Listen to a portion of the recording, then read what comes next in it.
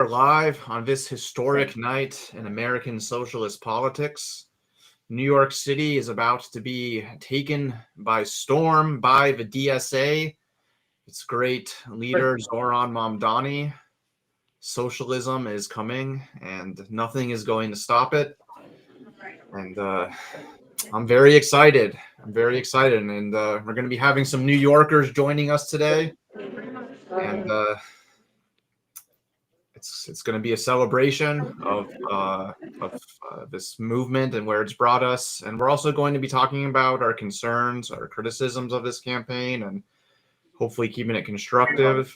And why don't you take it from here, Jack? And yeah, for sure. Thanks, Donald. Happy to be here with everybody today. We've got a really special guest joining us to kick off the stream. We've got Curtis reporting from Uptown Manhattan at the site of the DSA watch party.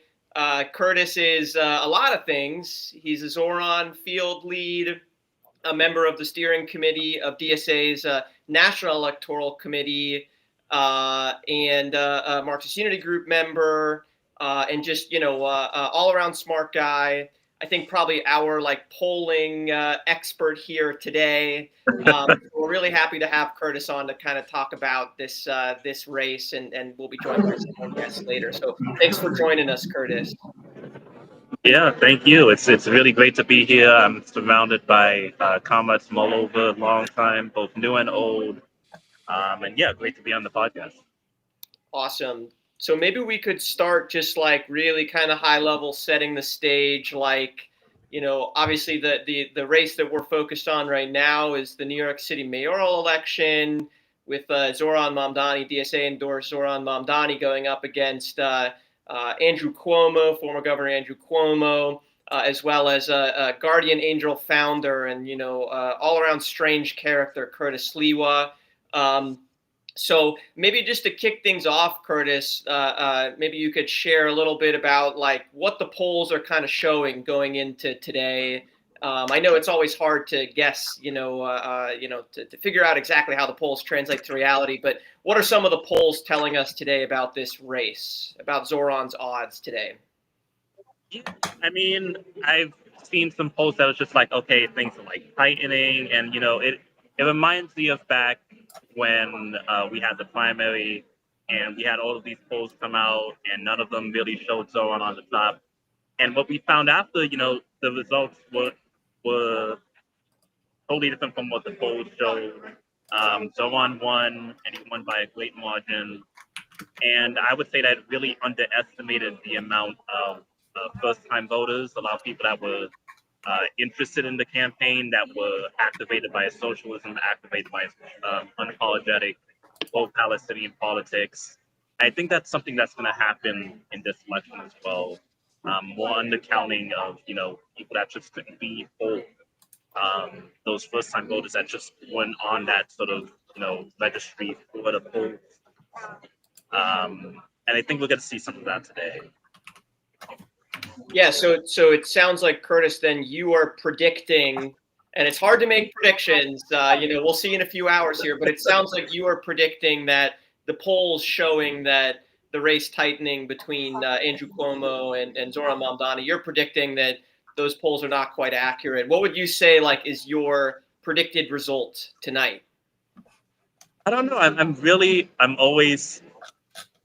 rare on the prediction. I'm more on the analysis, but whenever I do feel a little bit confident, like I do kind of today, I feel like we're gonna get at least to 52.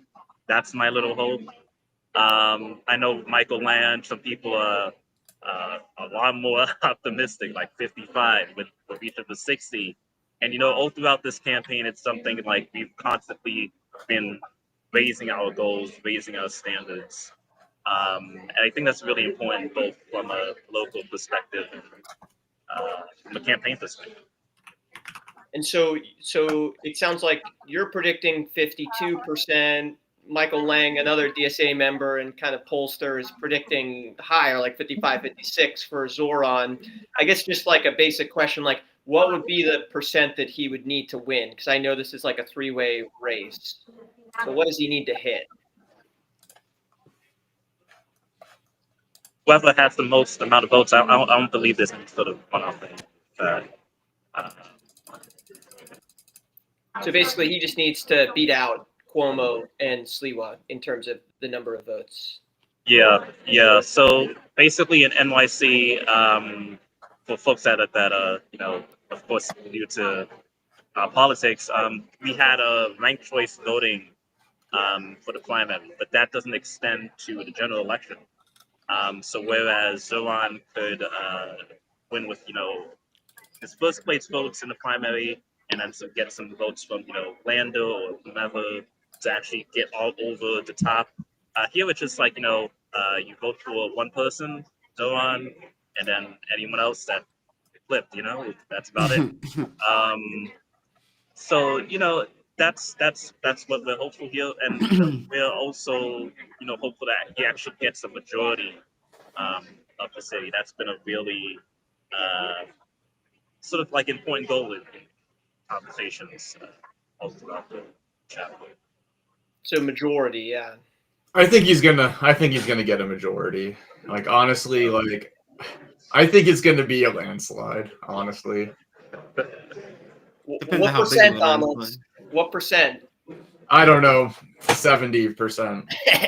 If he gets 70%, then the right wing of New York City will kill themselves. I know, man. They I will know. commit mass seppuku. I can guarantee. No, like I really do think though it's gonna be like a pretty huge win for Zoran because like look at who the competition is. Look how appealing his campaign has been. Like it's I don't know. I think he's gonna win. Obviously, I confidently can say he's gonna win. Honestly, like I'm pretty confident he's gonna win. I think 52%. I think Curtis has it right. 52%, a good lead, but not like a stunning one, I guess.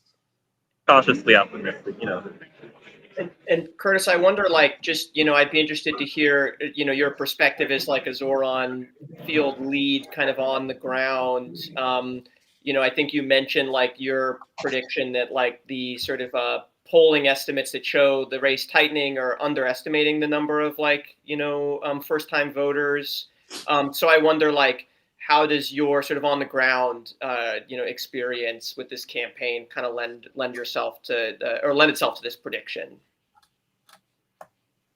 In a lot of the time, we ran a really great primary campaign. The DSA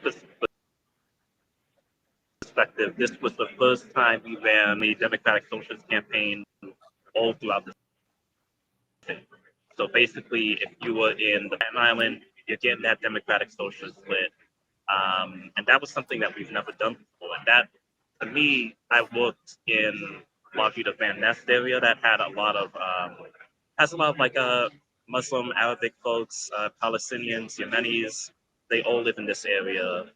And when I would go knocking on the doors, you would see the effects of what we were doing. We would be active during Eid. We would be canvassing with folks at mosques. And when we reached to their doors, they had already heard about us from our events, from our positions, and what we've done before. And many of you folks were like, "Oh yeah, I saw him at the mosque. Oh yeah, I saw him here. Oh yeah, I know what he stands for." And that's something where you get a lot of first-time folks that come out in the election. And this is something that that's been told post-election. We've talked about a free election, and this is something that I'm pretty sure it's going to keep happening as we've kept building, kept communicating into the future. So it sounds like this campaign has done a great job of like exposing New Yorkers, of all across the 5 boroughs, across demographics, to Zoran, to democratic socialism, to kind of his affordability platform, and hopefully this is translating into a success tonight. But I guess I wonder, Curtis, like from your vantage point, like what comes next? If Zoran assumes power, what are some of the opportunities that sort of that pose themselves? What are some of the challenges? What's your perspective on kind of like going forward? What things are going to look like? Yeah, so I've really been pushing for within my chapter, within the branch, for Zoran to be not just someone who represents the affordability platform, but to represent, the sort of the party that we're building in DSA, the ethos of democratic socialism, to put that at the forefront. And I think that's something that's going to be really necessary for Zoran to be an organizer, because we need that to actually, if we have any chance at all at pushing any of the nice things that on this platform, whether it's free buses, fast and free buses that depend on state funding, universal childcare also depends on state funding. It can't just be this inside back and forth with deals are made on the inside and the rest of the people get whatever the rest is. We have to be public about what is necessary.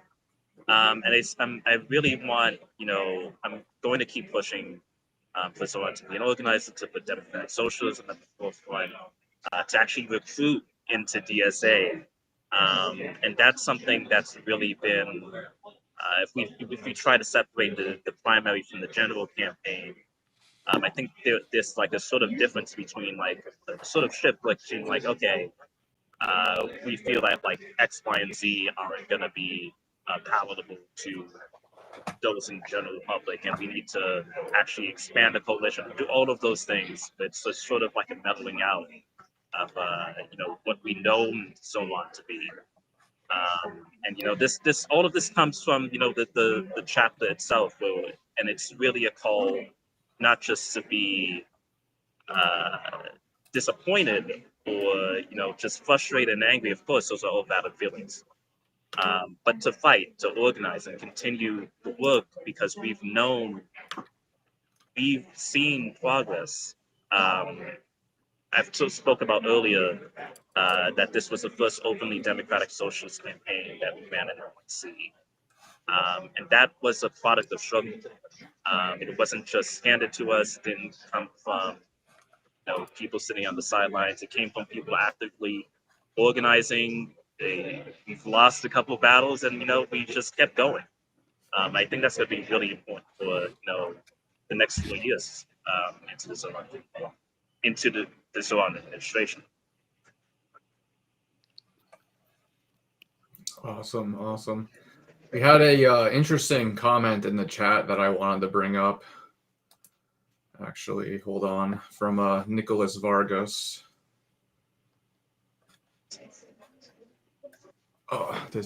Hold on, there we go. The recent polling now is pretty instructive for how a subterranean base of reaction comes out when they really feel their status quo is under attack. Yeah, I mean, if I would say, like, if we were to take the polling at face value and we got a result that was like, under 50%, it would really be a shock. I'm not sure how I would respond, but I'm not sure how other folks would respond either. So yeah, that would be really another entire challenge to deal with. Yeah, I've definitely been seeing around the city some of those like video ad buses. I'm in Flatbush. Oh yeah. So I've been seeing those in Flatbush a lot that are like, you got to vote for Cuomo or else, New York City's going to turn communist, kind of stuff like that. So they're pulling out the stops for sure, but I'm not sure they've got the juice this time around. Yeah, this morning actually I got like some sort of pamphlet, like a letter, but I don't know what you call it. It's a mailer from like something called the National Black Empowerment Fund, led by some former director of IPAC. It's like an AI black person. Yeah. It's such BS.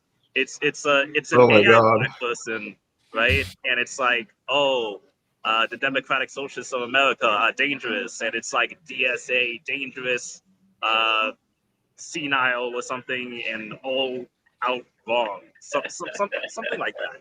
And it's just like these are the things that they're communicating. And it's also a sort of wake up call, like, yeah, people are communicating on DSA, so we can't, like, let others define us. We have to define ourselves and really be public about that.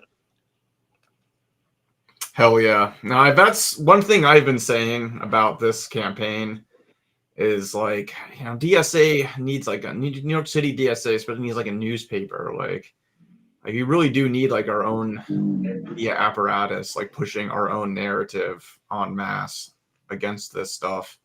And the fact that Zoran did as well and is doing as well as he is, I think, like, obviously, shows that he has a lot of power without that kind of thing so far. But like when he's in office, I think it's the weaknesses will start to show, and the lack of having that kind of solid media apparatus to kind of push his narrative is going to be more important, I think, because it will be harder for him to coast on the kind of the energy of campaigning. I think it'll be easier for the right-wing media to take like every single bad thing that ever happens in New York City and put his face on it, Yeah. But so I think that's something to think about. And about the polling, like, I haven't been paying as much attention to that, but just like the way that the attacks on Zoran have been getting more and more deranged recently, I think just speaks to like as he's ascendant,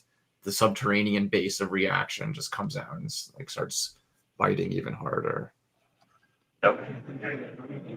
Which is probably a taste for what's to come in the administration as well. I think we can probably expect more of these attacks. And you're right about the media infrastructure, Donald. I mean, like Zoran's campaign itself has a very strong media apparatus. Like I think that's one of the real assets, in addition to the field strength that I think Curtis talked about. But that's going to shift substantially once he becomes the mayor and assumes kind of more of the traditional formal, media structures of the mayor.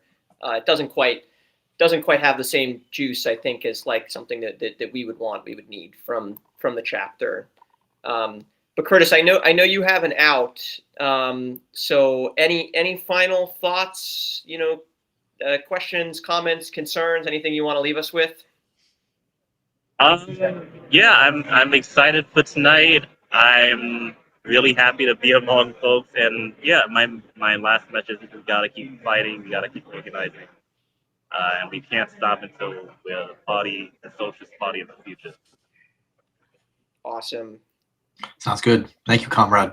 Enjoy the party, Curtis. Thank you, Curtis. Keep on building the party. Oh yeah. So everything has to be about building the party. Hell yeah. All right. And we've got Holden waiting for us in deck. What's up, comrades? So Hey, how's it going, comrade? Chilling. How we doing? Historic night. Historic night. Yes. Excited. You're our second special guest. We just had Curtis, and now everybody. We've got Holden, a tenant organizer extraordinaire, labor organizer extraordinaire, theoretician, basketball player. I don't know how else you'd introduce yourself, Holden, but thanks for joining us. That's all I got. Thank you for having me. That's quite a bit. Maybe to kick things off, because I do want to get your perspective on like the sort of how the Zoran administration will affect tenant organizing, how the Zoran administration will affect your labor organizing. You're a member of the PSC CUNY, the public sector union for the City University of New York, faculty and staff. But maybe we could start, because I think it's a little fun. We're still waiting on the results to come in. So I wonder, Holden, like, do you have a prediction for us of how you think the race is going to go? Yeah, I tweeted this earlier, but I was at Baruch, the college I teach at, and we were tabling with the union, and right in front of us, Hillel was tabling. And I overheard a few of them talking about how they weren't going to vote because Mamdani had it in the bag. So I'm thinking we might get in the high 50s, maybe even a little higher. If the Hillelites don't have any hope, I don't know. The sky's the limit, I think.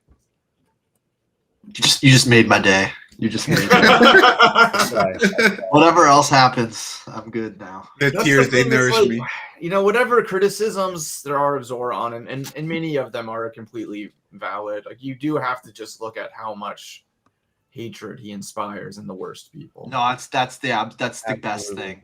Just seeing the pure derangement. People people losing their minds and just saying nonsense, just gibberish. It's great. They are actually losing their minds. It's a little The amount concerning. of like apparently we're on the verge of global jihad. It's Well, we welcome Sharia law in New York City tonight. You better eat your pork. Eat your pork while you still can. it's Jadid York. It's not New York anymore. Well, we may not be headed towards Sharia law, but I do think one political actor that will remain in power is the real estate industry. I don't know if folks saw the news around the sort of ballot measures. I think especially like ballot measures 2 through 4 in New York City. At a high level, the aim of those ballot measures is ease zoning restrictions in order to make it easier for developers to build ostensibly affordable housing. But we saw the news this morning that Zoran himself actually said that he planned to vote yes on the ballot measures 2 through 4. To me, kind of indicating that under a Zoran administration, we will likely see some kind of left YIMBY style politics. Kind of using the nonprofit real estate development kind of like complex to further his goals of increasing the supply of affordable housing. At the same time, I think one of his demands around freezing the rent is one that speaks to more of like the tenant organizer perspective, which is I think that's one of the primary demands that folks in the movement have nowadays. But Holden, I'd be interested to kind of hear your thoughts on Props 2 through 4, Zoran's support, and what that indicates for the future of tenant organizing in New York City. What will be the challenges and opportunities here? Yeah, it's all incredibly interesting. So Props 2 through 4, essentially what they do is they relocate certain powers over zoning decisions, zoning regulations from city council and from community boards to the mayor's office. That's essentially what they're doing. And so the arguments for it are generally the YIMBY is sort of like, we need to remove all of this red tape that's holding up all of the housing. And then the arguments specifically within our sphere, within the DSA and the left more generally, is that Zoran needs this power specifically to be able to build the housing that we need. And for him to have a successful administration, right, we need more housing. And significant factions of our chapter are vocally in support, but our chapter, and I think this whole dilemma actually it's just super revealing and super instructive about the dearth of sort of political subjectivity within our chapter as a whole, right? Like, these are really important questions, I think.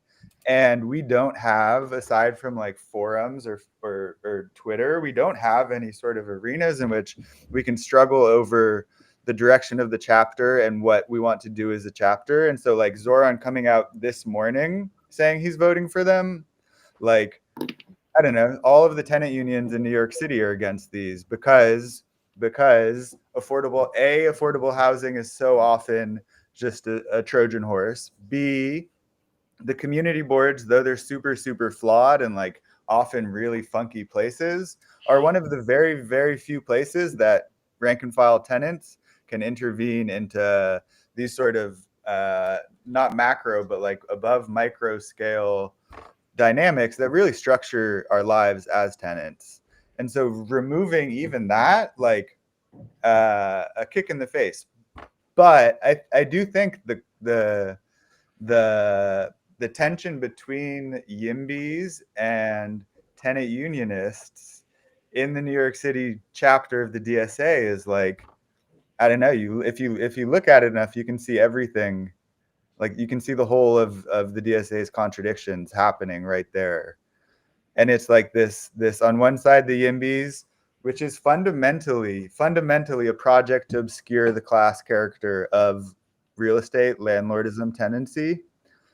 You can see the YIMBYs, which are like inundated with these NGO staffers and directors who are so deeply into the sort of pragmatism of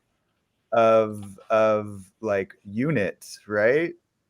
That the class content and our actual, like, to get a little sentimental about it, our actual like identity as working class socialists goes right out the door. And so I do like, I'm really I'm dug in on this, but I do think it's like a fundamental contradiction that we're dealing with. And I think the Zoran administration is like a really interesting but also terrifying sort of embodiment of it all.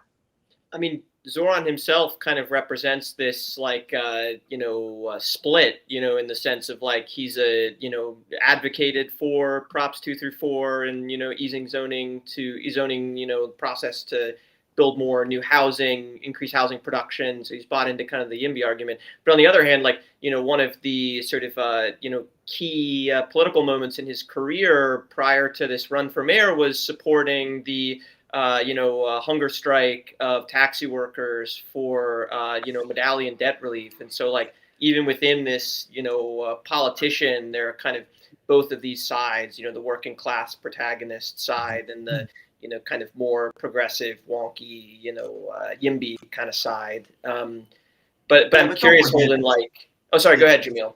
Yeah, I mean, fame, celebrity, and power do things to people. Like, it's why you need accountability. And even then, it's difficult to check. But there is, like, it's a bit of a platitude, but there is something behind power corrupts. And I'm not saying that's the case for him now, but maybe he's capitulating a lot in order to win support from the ruling class so that they'll compromise and throw him some crumbs.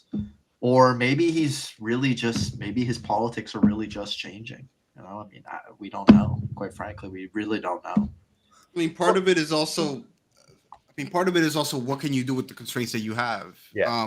It's a logic of capitulation, right? Because you start by giving up one thing out of a position of weakness, and then by giving up the one thing, you solidify your position of weakness and have to continue to give things up. Yeah, especially because the ruling class in this country is incredibly arrogant. They're going to brook no concession. They're not going to tolerate any advance on their power. This is like it's just an incredibly arrogant ruling class. And the moment you start to give them anything, they're going to keep taking. They're not going to stop. They now know that he's not very difficult to move. He's really not that difficult to move. And so, it kind of pisses me off. At the same time, what is he supposed to do, right? I mean, well, here's the thing is he doesn't have a real power base to govern with, right? He doesn't have enough cadres. He doesn't have enough personnel. Like one thing that a lot of the MAGA people were saying, like in between 2020 and 2024, which is actually kind of true, is that personnel is power, which is you do actually need like to have the cadre to staff your government if you're going to govern. And Zoran doesn't really have that. So he's going to fall back on these liberal, soft, progressive, wishy-washy types who are connected with NGOs and therefore capital. And therefore the logic of the popular front. Yeah. And it was just baked into this campaign from the beginning. So I don't even see it so much as like something that accountability can fix. So I obviously agree that accountability is important, but the problem is like he's accountable to a strategy that is inherently popular frontist from the beginning. So it's but he's also the thing is accountability comes from what you said before, which is that he is dependent on his cadre. He is dependent on the personnel. And so if he starts pissing off the cadre, the personnel, he loses the real source of his power. So that's kind of why organization has to have primacy in that sense, right? So, I mean, just in general, at Cosmonaut, we're big into strategy of patience, and this just seems like, as much as I'm very happy and I'm enthusiastic, and I think it portends great things for the future in terms of political consciousness in this country, it's also a gross violation, so to speak, of strategy of patience. And it only makes sense that he's just going to capitulate, and not necessarily deliver on what he wants, right? So, I mean, I don't want to poo-poo things on election night, but because he's going to crush. He's gonna. Too late, Jamil. Too late. Yeah, no, you're right. You're right. No. I said I don't want this to just be. It's not gonna. I mean, it's important to point out what his limitations are gonna be. Yeah. But it's very important to be sober about and it. he of all people is seemingly deeply aware of that. Like, I think he is knowingly sort of given up on a project of anything radical in the hopes that being a decent, standard, liberal, welfare, New Deal mayor will make people look upon the socialist movement more fondly. That's Well, there is a That's a logic to gamble. that. Like people say, oh, like people in Italy will be like, yeah, we voted for the Communist Party because they ran the towns without corruption and they kept the city clean. Like there is a logic to that. It's like, well, if we can prove that we can manage capital like Yeah, but come on. efficiently, then we can prove that we'll be able Puglia in the boot of Italy is not the same thing as the capital of capital. It's the financial capital. No, I agree. I'm just saying, like, there is like a strategy that there is this kind of Euro-communist like strategy that they're kind of. Oh, facing. the Euro-communists are well to the left of any. Yeah, that's true. But even Like, even taking the that's where we're Euro-communist at, right? tack here. Let's not aggrandize things either. Okay. Well, I'm not really a fan of Euro-communism. I'm not trying to. No, but it's like, I'm not trying to right compliment of Zoran by German-style comparing him to social democracy, Euro-communism. like the bad kind, not the good kind, right? So I don't know, man. I think he's gonna. The main thing is, hopefully we can build out of this. Hopefully, like I kind of get what you guys are saying, which is if he can get some good shit done, and that is associated with socialism, all the better for our side, right? But it also goes the other way, unfortunately. Let's just hope that people come to. Let's hope he gets something done, and then they have good associations. If we want to build on the back of sewer socialism, we better hope we can build sewers. That's the long and short of it. And we need You can't build shit in this country, bro.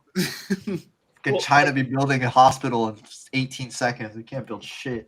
I mean, I do want to ask, like, Holden, just from your vantage point as like a tenant organizer, as well as your vantage point as like a public sector or labor organizer, like, what do you think are some of the opportunities that we have to kind of build the type of organization that we would need to kind of, win the demands that the movement has and, hold Zoran to account on some of these demands? Sure. I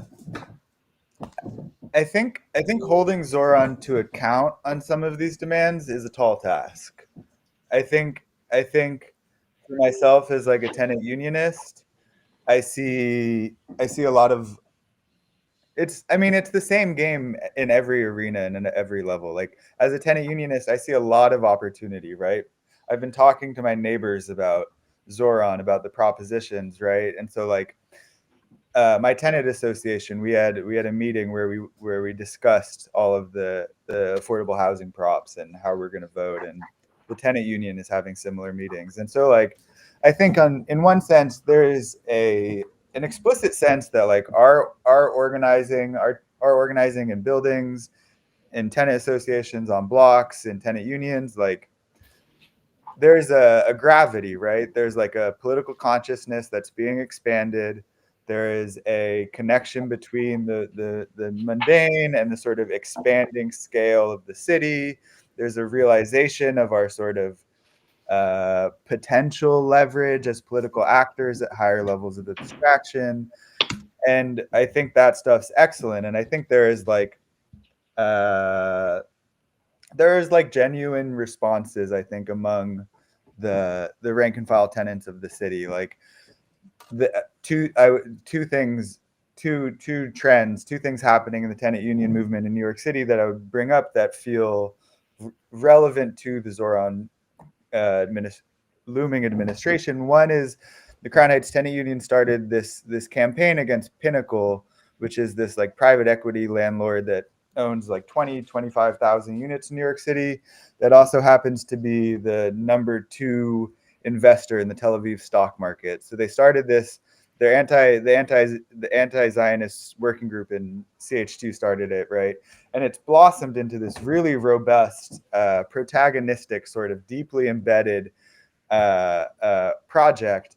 And then earlier this year, Pinnacle announced massive foreclosures across tens of thousands of units. And so suddenly what was like a really slow sort of spade work type organizing project has expanded into this like rooted but also critical and crisis infused project. And so it's expanding into the citywide organization. And it's like, I was at a rally for a Pinnacle building a couple blocks from my house, and like I haven't seen that many people from the neighborhood.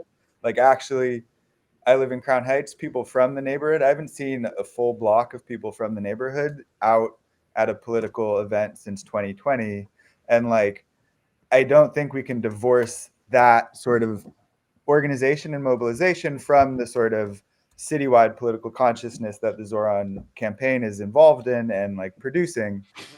And then secondly, I think a bunch of us tenant unionists, we put on a big citywide tenant assembly in May with tenant unions across the city coming together to deliberate and try to sort of cohere action across the city into something like a independent citywide tenant union.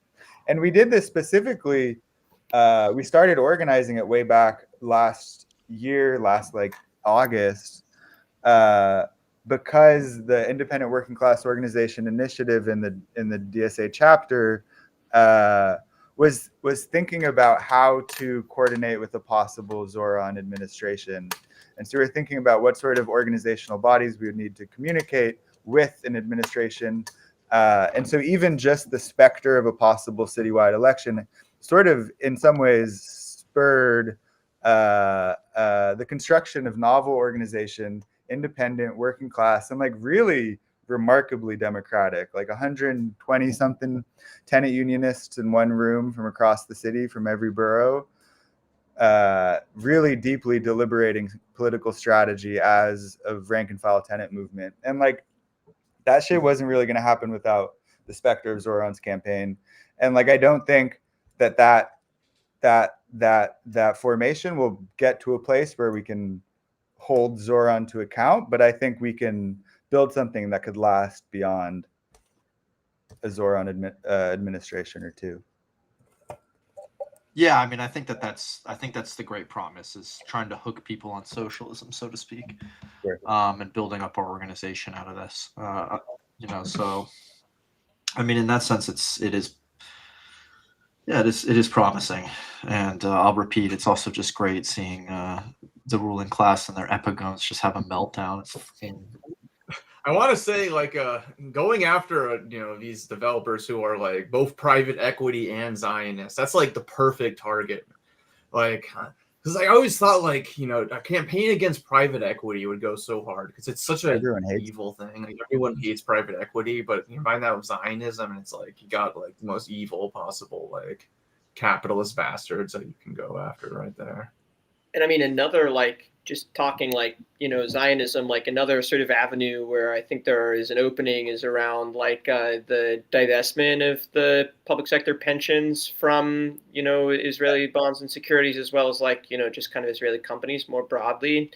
I know under Brad Lander we did manage to divest, I think, from Israeli bonds, but now we have a new comptroller, Mark Levine, who I think has said that he will reinvest in Israeli bonds and securities. But it does seem like Zoran is uniquely positioned to like take a stand on this issue, and it's also something that I think Holden and myself as public sector unionists have some investment in as well, just because it's our pensions that this is really talking about here. So I wonder, Holden, like, is divestment on your radar at PSC? Like, how are people at PSC kind of thinking about this Zoran administration?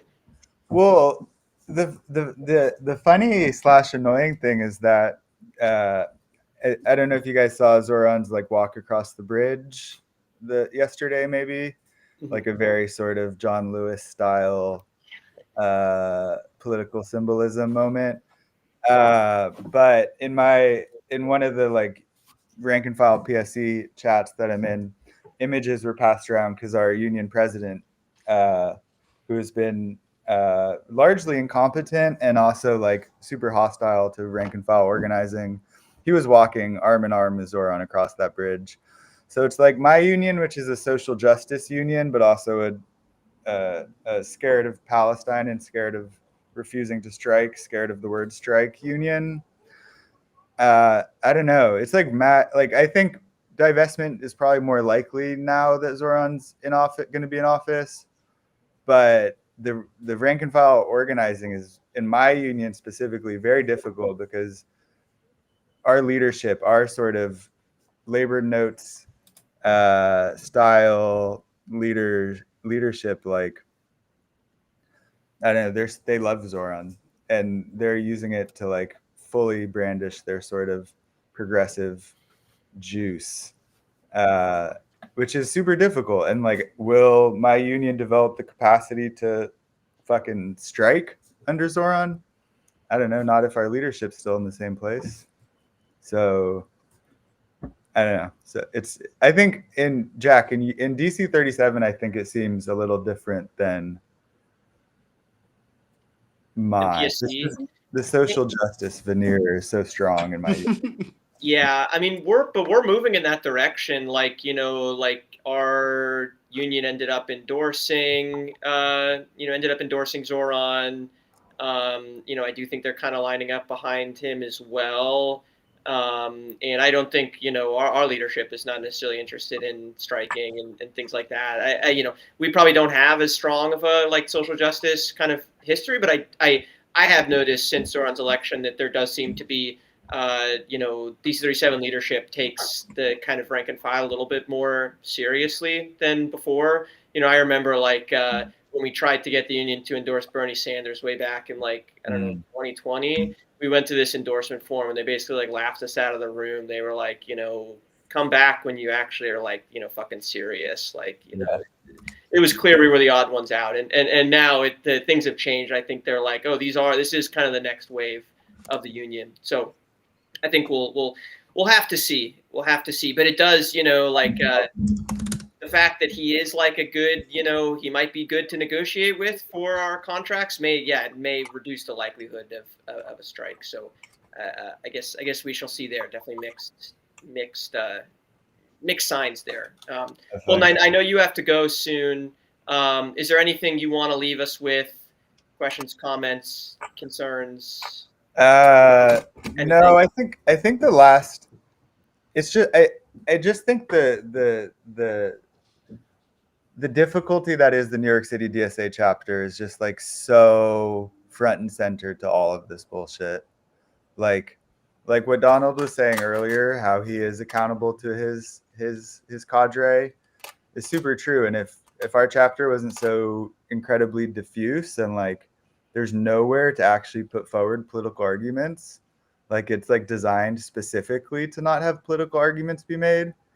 Like I remember back in 2022, we did this big panel, tenant organizers and the housing working group. Like it was titled Beyond the YIMBY NIMBY Binary. And like, I don't know, I thought we were kind of done with the YIMBY shit back then. And then without any sort of contest, the YIMBYism is like hegemonic in the NYC DSA housing world. And like, it's so startling how it can go from not anything to so in control without any actual activity happening. And so that's what I'll leave it with, I guess. Yeah, it seems like New York City DSA cares more about like YIMBYs and tenant unions. Like 100%. Bro, y'all are rearing some real ghouls in your NYC leadership. Like, it's bad. It really doesn't help that like the contradictions that, you know, Holden was mentioning before, like they actively do not discuss those contradictions. They don't want any discussion about Yeah. political contradictions. That's No, only because gonna then they can't, how are they going to get their job, being an advisor Right. to Warren? But if we've learned anything, is that ignoring the contradictions doesn't make it go away. It just forces it into a pressure cooker type of situation. These Yep. things will come up in more acute political situations, and we're not going to be ready. That's for sure. But we've got good comrades like Holden in the mix. So thank you, Holden, for all you're doing. Take it easy Thank you, tonight. Holden. Thank you, man. Good You're night, doing the real comrades. work. Thank you, Holden. I mean, I do think Holden raises like a question that I've been thinking about as well, and this connects to like the role of DSA and kind of, I think, Donald as well, this sort of popular front sort of orientation that you've discussed. Like, I do think it's just like inevitable that like we're already seeing it happen. Like, there is going to be a popular front that will emerge behind Zoran. I think especially some of his like economic demands, I think we'll start to see coalitions spun up, of the sort of labor left, the nonprofits, the labor unions, DSA as a partner. I think we'll see something like that for the demand for a $30 an hour minimum wage, which I think that's something that's almost certainly going to happen. And to me, the question is like, who's running the show when it comes to these coalitions? Like these coalitions are inevitable, and Zoran is going to be the face of them. But who's really running the show behind the scenes? And I think that like New York City DSA as a chapter is actually poised to take leadership of a lot of these coalitions.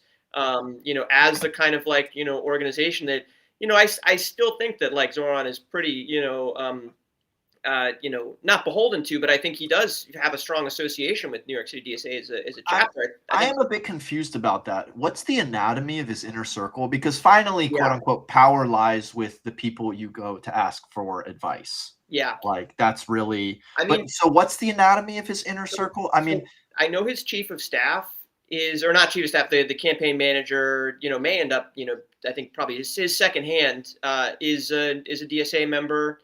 And I know that he meets with the co-chairs of New York City DSA, I think on a weekly basis. I'm pretty sure that was reported. But, Jamila does, I think we've probably all read some of the reports around like, I think the Times has reported on a lot of the new hires coming from, Patrick Gaspar, I think is one from the Obama, administration. Folks from, I think, I forget, 32BJ, or was it SEIU? I think some of the sort of, major unions from the kind of progressive Dems, et cetera. So that's definitely shifting. But I do still think that like New York City DSA is in a pretty strong position here. To me, the question is like, will they take advantage of that position of strength? Will they use that position of strength to put forward their own sort of, political messaging, their own political demands? Will they seek to shape the coalition in their image, or will the coalition shape them? Will we end up tailing the coalition? I think in the past, the analysis has been, New York City DSA doesn't really have the juice to do this stuff all on our own. And so we kind of need to like tail a little bit to like, to kind of, to accommodate. But, to me, the election of, if Zoran ends up being elected tonight, to me, it shows like actually DSA can be in the lead. yeah, but Monty's right. Like we have to start stacking the government as much as possible with our people. One thing you have to quote unquote respect in Trump is that motherfucker is ruthless. He will put in the biggest moron into whatever position just because they are loyal to him. And he doesn't even have a belief system. They have more of a project, right? Yeah. But that's the issue. Yeah, go ahead. Like, no, I mean, like, the truth is that we, now is also the time to start training people in the quote unquote technical aspects of governance and not overly rely on ideologically foreign elements. Like, I don't want to be anywhere near a Warren staffer. I don't want them within a mile of me, So, I mean, I understand that, like, there's a technical aspect to running New York, and you can't just put in whatever fucking person. But we also have to start learning at some point, right? I mean, that was Absolutely. There's Like, no and- doubt about that. This is a problem that every socialist movement has faced. Look at what happens in the Russian Revolution. Yeah, I have no after they idea what take they're power. doing. They have But to it- bring in white generals, Right. basically like take their families Let's see. hostage to get them to But it- obey but the it's- Red Army. But the fact is, the Bolsheviks, they played ball. They made these people like follow the dictates of the party, and they made them follow the ideology of Marxism. They actually had like people like pushing their line and pushing their politics, whereas DSA, it's they don't see the ideological divide enough sometimes. Like they kind of see these people as like closer to them than they. What I think that there's like a conscious. I think the New York City DSA leadership is consciously ceding political ground. Like they're and this goes back to the logic of the Popular Front. I think they've accepted from the onset that they're not going to be able to have any effective political influence, and therefore their entire strategy is a rearguard tailing action. Yeah, I'm really worried how things are shaping up in terms of like just who he's working with, who's going to advise him, basically who is staffing his inner circle. I just they don't know what they're doing. The notion that like we have to capitulate to them just because we don't have the technical expertise or the experience, just kind of belied by the fact that these people are fucking idiots. They don't know what they're doing. They don't know any better than us. I'm sorry. That is the thing. Like a lot of these people don't really have that much expertise. they Like, a lot don't. of the stuff they do, like if it's political at All they have is like some checklist of like having gone to some school, having worked with this person, staff for this person, 18 internships. Right. That doesn't make them fucking Bro, competent. what I'll say is that hiring Warren and Obama staffers or whatever to staff your administrative state, Fucking that Trojan doesn't build horses. that doesn't build the capacity for the socialists to do it. No, it doesn't, man. Like at the end of the day, you do have to I guess take a gamble or a leap of faith or whatever. The point is that you do have to put socialists in positions to learn how to do these yeah, I things. agree. Completely agree. That doesn't seem to be happening here. I mean, and for him to push his most popular reforms, in some ways, it's going to be more about just mobilizing and generating a disruption in order to get those things through, right? And that's not going to come down to like whether or not someone went to Harvard Public Policy School and fucking interned at this bullshit NGO, like for 17 years straight. And it's a bit. I love the guy. I love the guy, like as a person, just like Love he's, Zoran to death, but this is not in This essence is not a dirty it. break strategy. this is because- not it, man. Like, and I wish that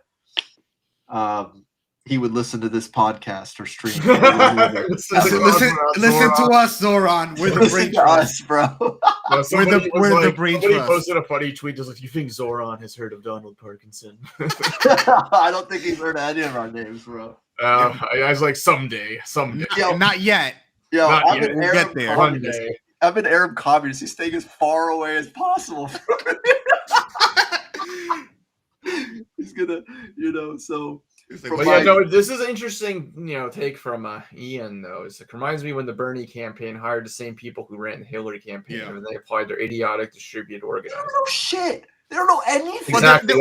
When they're letting them fucking demobilize us. Why are we doing this? Yeah, and I will say, again, I think Zoran, I don't think he did some idiotic like distributed organizing model or whatever like the Bernie campaign did, because he has. But he has moderated in ways I think that weren't necessary. Even I think under his that's- current strategy, because of some of the advice he's getting from some of these people. That's New York City DSA. I'm pretty sure that's where that advice is coming from. I mean, no, it's coming from like Patrick Gaspard, I'm sure, and but I don't think you're right, Joseph, that like the leadership of New York City DSA I think is in line with that sort of like political message. But I do think that like I don't know, in the scenario where like Zoran does staff up his administration with New York City DSA cadre. You know, I've been reading what is it? Not One Penny, Not One Man, the book about the German Hell Social yeah. Democratic Party. I love that book. And one observation that I thought was quite interesting was that like the kind of like the way in which like sort of you know, taking power, expanding sort of the bureaucratic apparatus of the party, but also just like taking more seats in the legislature, et cetera, had kind of a moderating influence on the party. And so I think like even in the scenario where DSA cadre are like, you know, running the show, I think there is still like a sort of like a moderating tendency of governance that Yes. like to me actually, you know, suggests that like maybe that's not the sort of like the orientation that we should take as a chapter, like, you know, but I'm not totally sure, because I do think that like Jamil, you are right that like those are the people that are kind of like, you know, influencing his politics the most. But like I feel like there is more of like an outside strategy that I think kind of Holden was talking about more, that may be more effective, or maybe, I mean, I imagine it will have to be some sort of combination. But you know, I don't think we can discount just like the moderating effect of like governance.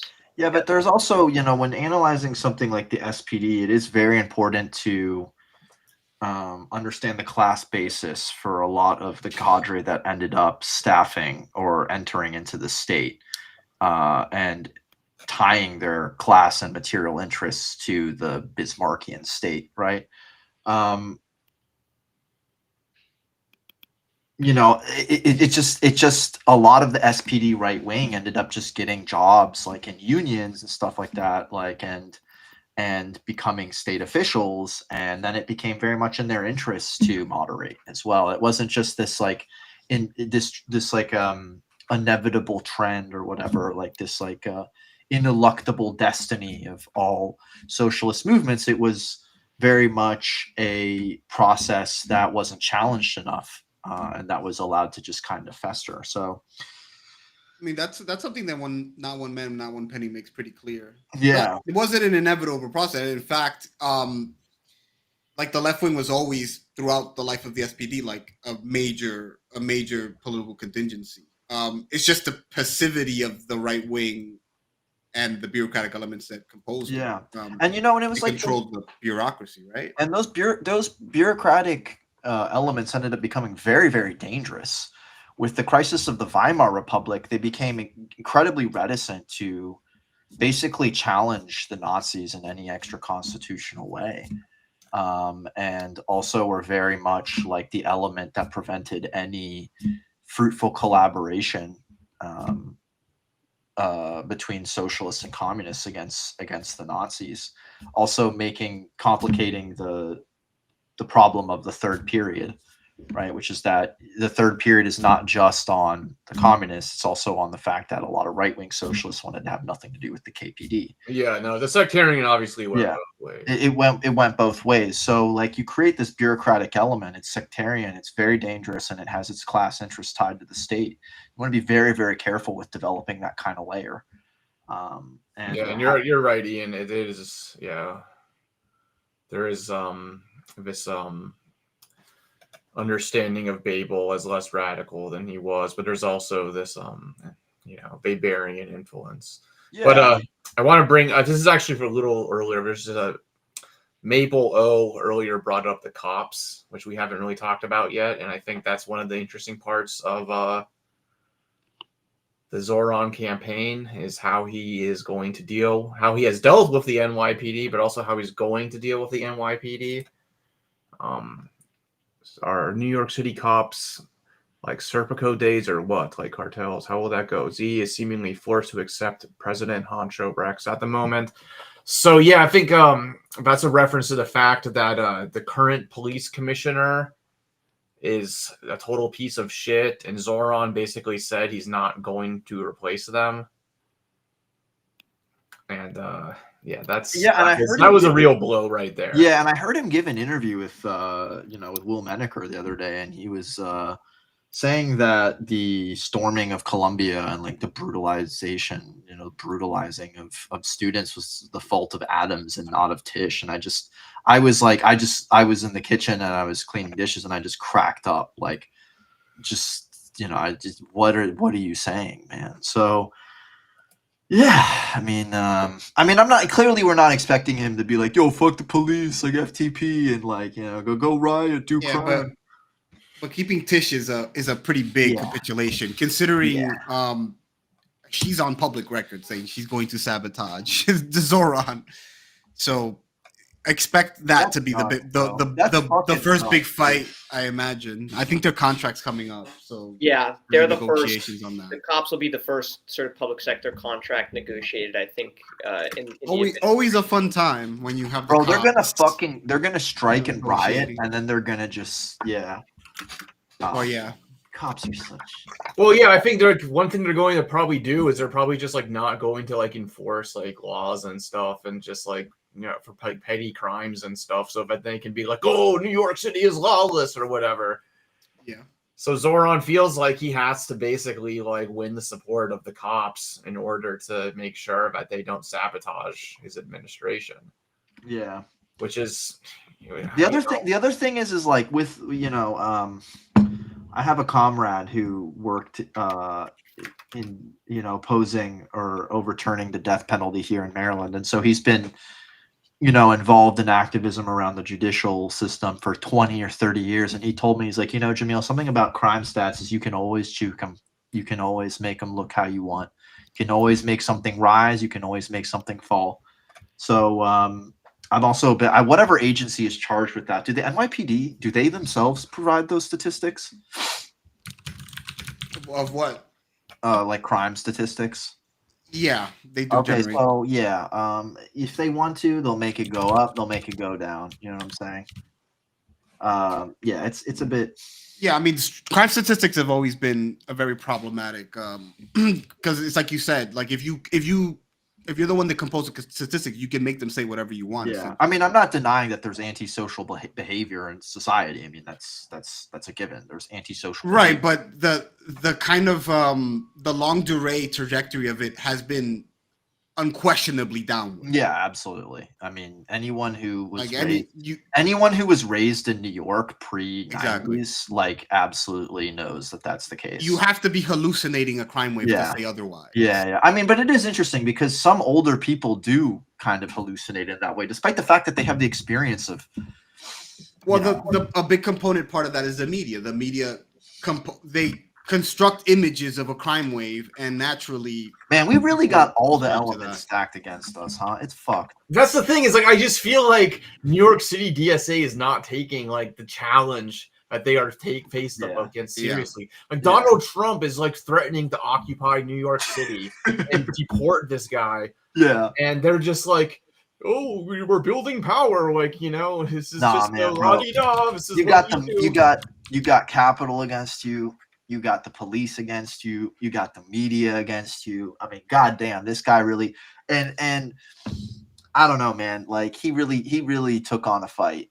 He really took on a fight because he's got all of the elements arraigned against him. Okay, I think hold on. I'm getting news. At some point, we do have to look at some of the hilarious meltdowns.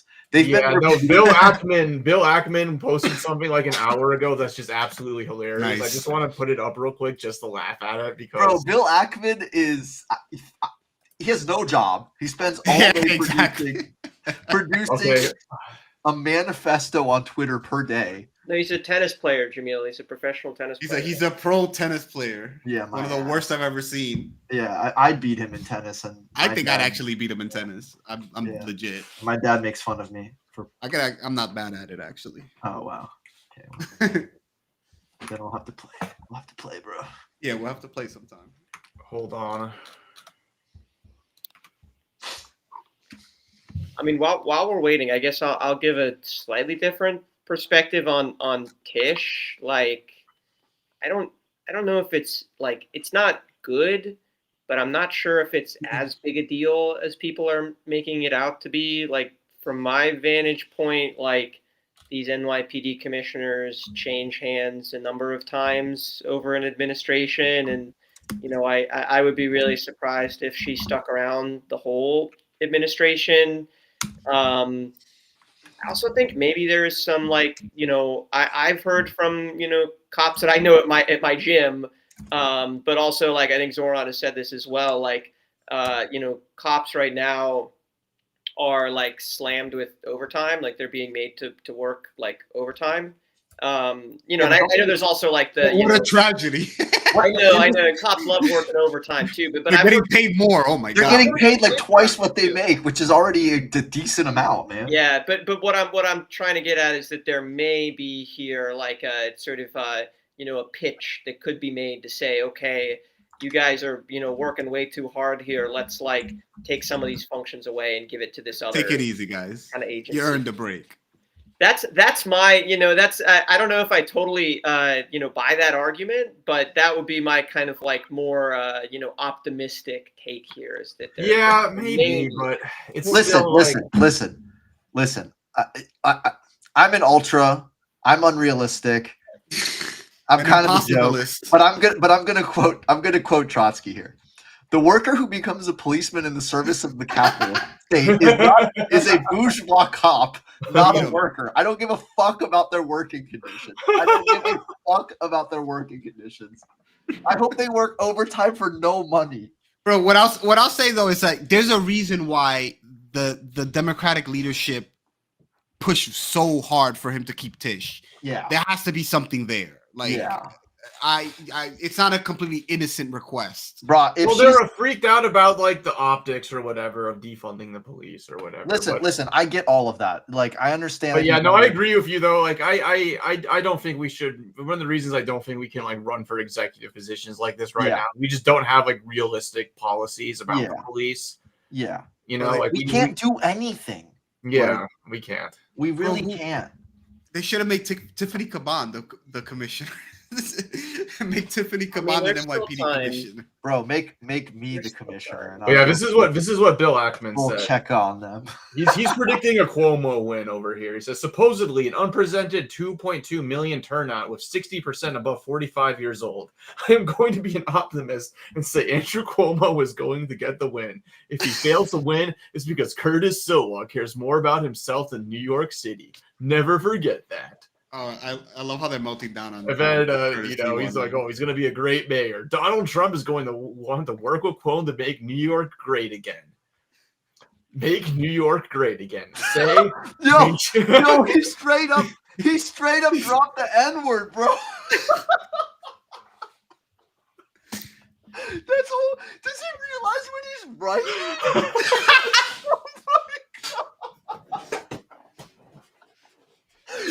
Oh god, this guy. I feel like if I say that acronym out loud, we're gonna get banned. On YouTube. Bro,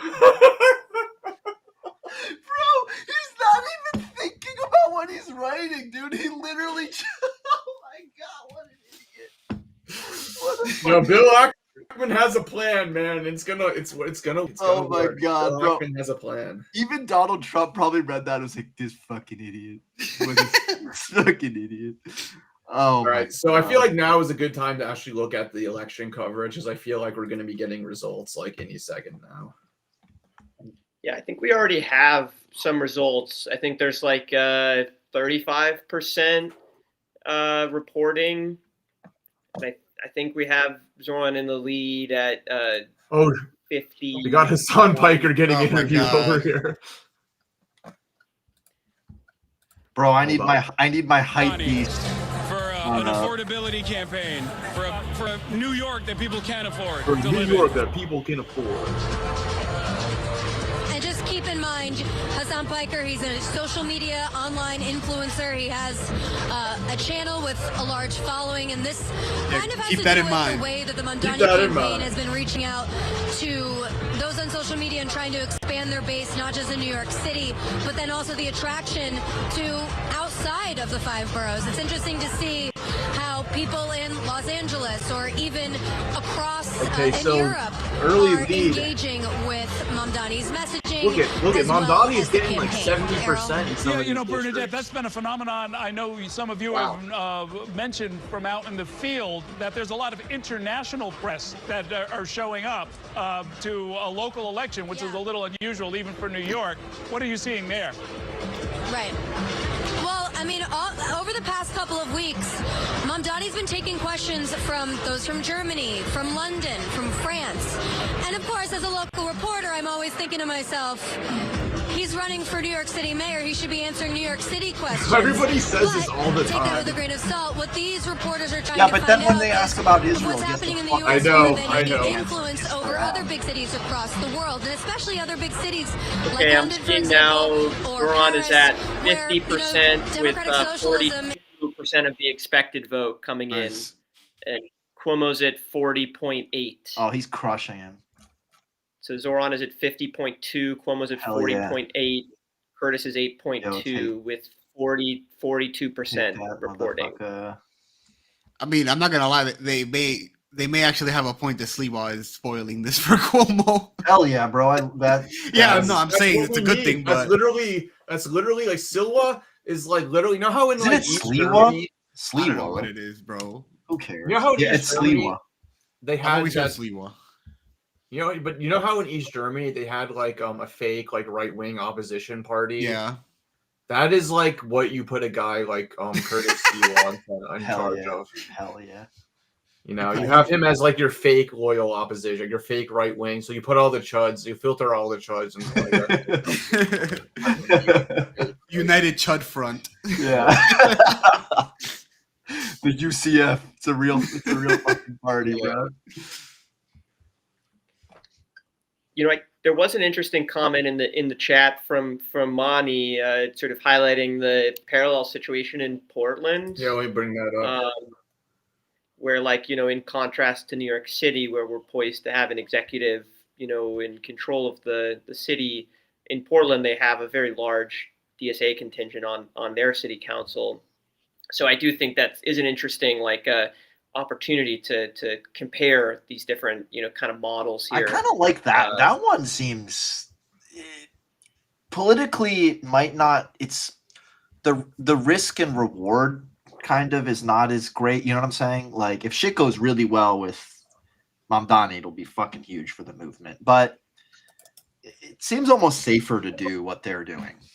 I don't know if that's what they plan to do, but I'd rather be in opposition in legislature than an Absolutely. executive. Well, yeah, no doubt. That's our strategy. That's literally our strategy. Yeah, That is our strategy. that is our strategy. No one wants to listen to. Yeah, no one listens to us. It's okay. It's okay. It's all right. We'll be. They've got proportional representation in Portland too, if I'm remembering correctly. we Which need to that me, here. like, yeah, exactly, that here. Joseph. Like, to me, some of the things that like Zoran could do that would be the most impactful would be like, you know, revising the city charter to implement proportional representation, you know, and making some actual structural changes to the, you know, the democratic functioning of the city, to, you know, take power away from the executive and put it into the council, and then, you know, sort of structure the elections of the council such that it would, you know, be more proportional, open up, you know, some opportunities to see kind of like, you know, a Portland-sized contingent in New York City. It's definitely not, you know, top of Zoran's agenda at this point. Like nobody in New York City DSA wants to hear that right now. Like, it's like, no, we need more power to the mayor. Yeah, well, that's the arguments for Props 2 through 4. Right, exactly, that we're talking exactly. about. It's like we need the mayor to be able to build. So, this guy asks, y'all think Mamdani is going to go follow Obama and just bring no structural change? You know, I I think actually his don't. intentions are much. I think and Mamdani has good intentions. I can't say the same for Obama. I'm sorry. That guy is a pure grifter. It's all about his career. It's all about getting what he wants. I like that's so who knows? whether an effect it will be the same, but at least we could say, at least I believe that Mamdani has good intentions. And he has like, the, backing of DSA. And I do think he is kind of like a DSA partisan in some sense. So I do think that organizational connection is a little different than Obama. But at the same time, like, it does seem, in terms of like structural change, it does seem like, Zoran is not necessarily running on, restructuring the, political regime in New York. It seems like his sort of move is to, build a large enough coalition to be able to raise the revenues that would be needed to, implement his kind of affordability agenda. And, he may be successful in that, but I do think it's like explicitly not like a program of like, structural transformation. It's not. It really isn't. And I think there's obviously it's limited how much structural transformation you can do as a mayor, obviously, which is why it's kind of fraught to run as mayor as a socialist. But even then, I feel like Mamdani's economic program could have been a bit more ambitious. I've been saying this for a while, just because I feel like, the crisis ahead is going to be much more intense than I think people realize, and I think more ambitious measures are called for, especially on the housing front. Like, I really feel like he could be more ambitious on that front. Like the grocery store thing, it's a great idea, but it's only going to be one store per borough. It's not going to do very much. To Yeah, the cost it's not structure of enough. groceries. Like, they make it sound like it's full Stalinism or something, but it's kind of just like a pilot program that like experiment with it a little bit, which I guess is the idea. But I feel like, the more ambitious you go in campaigning on, obviously you're not going to be able to do everything you promise, but I feel like the more ambitious you are going in, maybe the more you'll be able to actually do. And even the stuff that's less ambitious, like, I do think we'll run up against like, attacks from the Trump administration. We're already seeing, like cuts to federal funding where, city and across the country, federal funding is the source of a lot of the, like welfare state that we have today. So even the sort of, less ambitious proposals that he has, his economic agenda, I still think that's going to take a massive, like, campaign, a massive mobilization, a mass extent of organization. So I think none of this stuff is really going to be easy. And it is to me, like the open question is like how he will be able to translate the sort of successful mobilization that he's done in the, in this campaign into like, campaigning for, these aspects of his program. And, like, to me, like, will we run up against structural barriers to implementing these policies that will shift some of the, that could shift some of these demands, right? Like, the fact that, Eric Adams has stacked the Rent Guidelines Board prior to leaving office in order to prevent Zoran from, stacking the board himself, and this is the board that's responsible for setting the rents for rent stabilized units. Like, will those kinds of, institutional moves or undemocratic mechanisms of our political system, when confronted with them, will we, name them as the barriers that we're facing and look for political solutions? Or will we, amass larger and larger forces and just kind of run them against the wall and, to no avail or to limited avail? I'm not totally sure, but I think we will run up against those barriers. That's for sure.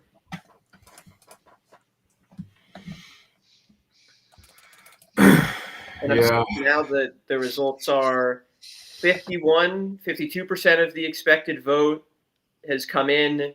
49.6% for Zoran, 41.5% for Cuomo, 8.1% for Sliwa. So a little closer, I think, than we might have hoped here. Still a sizable lead, but it makes sense. It's basically like, well, first off, like the amount of shit that they've just generated over the last few, like we can't underestimate the effect of just media deluge and its influence on people. And when you have multi-billion-dollar organizations devoted to just lying and talking shit about someone, it definitely has an influence. So beyond that, it's also like what one of our comrades said earlier, which is just that there's a subterranean just base of reaction that's just emerging. It's coalescing against us. It's not so much that they're genuinely united. It's just that they fucking hate us. So yeah, I mean, we unite them. yeah, which means, you know, which is gonna happen. You know, so I'm not too surprised that it's close. I mean, it is the mayoral race. Like, he's going to win, like, with Saddam numbers, as they were saying. Well, in certain neighborhoods, I mean, I believe it will be Saddam numbers. Bay Ridge. Yeah, probably. Shout out to Probably Bay like Ridge. Astoria, you know, what they call the commie corridor. But I think that People's we Republic. can say that extends into Bushwick. So. Wow, I didn't know that's what they called I it. mean, I Cuomo, just know my cousin lives there, and I just know there's a lot of Moroccans and Egyptians there. in fact, what I expect is for Cuomo to do pretty well uptown, actually. Well, relatively oh, speaking. damn, bro, Yeah.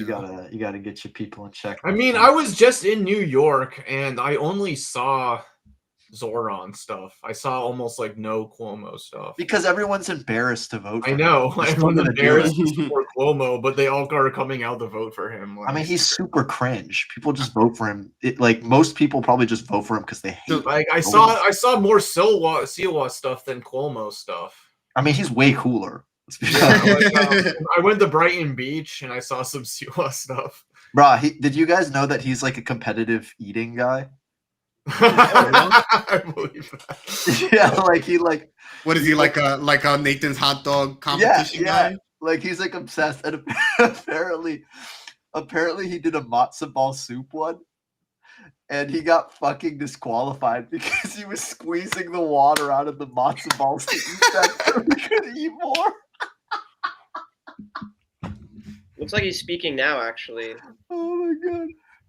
He's like, Well, yeah, let's hear what he has to say. Obviously, I wish him good luck because if he does well, goes down. I will tell you this: we have spent 2 years organizing this movement. It's not just Republicans or Democrats or independents. It's animal lovers. It's people who've been disenfranchised. People who have been pushed to the side, whose voices have not been heard. The homeless, the emotionally disturbed, the veterans, the people who ride the subway. We've been with them what a every weird day. way of putting it. And we will not surrender. We will not retreat. I'm half expecting him to be like, the freaks, the mutants. The absolute pariahs of New York. I represent you. The disgusting leches. If you try to implement socialism, if you try to render our police weak and impotent, if you forsake the people's public safety, we're not only organizing, but we are mobilizing. What does that mean? What, are you gonna go fucking Oswald Mosley on us? What the hell is They're gonna all turn into Bernard Getz. Yeah, what's the I mean, bro, he's the Guardian Angels guy, you know, like. Yeah, that's literally his whole thing. No, these guys he's gonna form his free corps. We, the people, will always be united. We, the people, will always be united. He's stealing our slogans. Some of the most powerful people in the world. Bro, he just makes me think of Mac and B when they wear the Guardian And to tell Angel. people, don't vote for Curtis Lewa. Don't vote for you, the people. Hell yeah. For Andrew Cuomo. Creepy Cuomo. They tried to bribe Go me eat some out of hot this dogs. race. The best thing I have in this entire world is my lovely wife, Nancy. Go eat some drained out matzo. Like so many other New Yorkers who dedicated her life to rescuing animals in distress. And yet, some of the most powerful people in the world made fun of Nancy and me for what we do. To care for animals, to care for people, that's the Really leaning into the humanitarian animal thing lover to thing, do. huh? This man eats hot dogs, which are made out of the most ultra processed products of culture. Like, Someone show him a hot dog factory. Most powerful people in show the them how world they make the pig. Like, they just like put it in a blender and fucking. in this time where we could have saved Our the country's city, a joke, man. Our country we is will such a continue our mission. That's right. About the only thing I like about Curtis Leroy is you like cats. That's the only Yeah. thing. He should have brought his cats. I We know agree. it's right. I mean, this run has been great for his star. Like, I do think, like, you know, my friends and stuff are like, you know, oh, he's funny, oh, he's a character, blah, blah, blah. But it's like, yeah, he is, but he's also, like, incredibly reactionary. You know, he's like, Yeah, he is a reactionary piece of shit. No, he is. He's very yeah. dangerous politics. He's an insane vigilante. Yeah.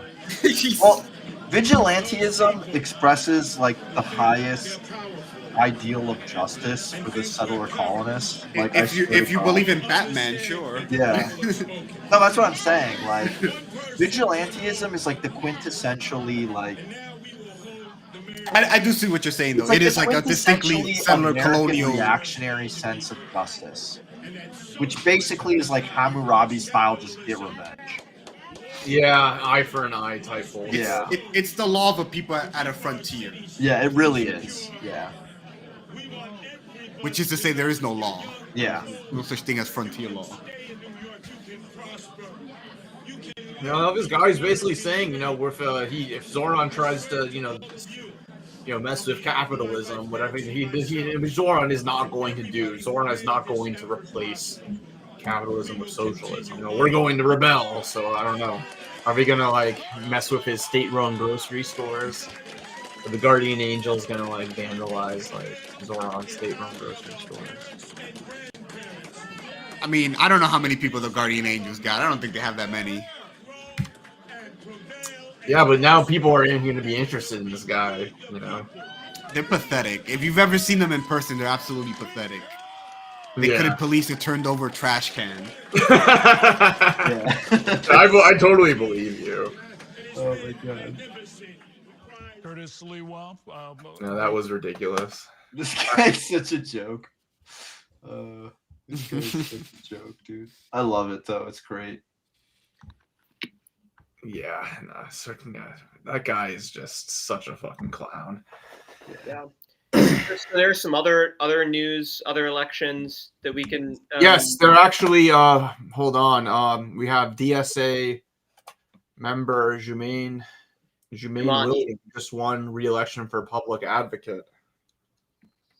Yes.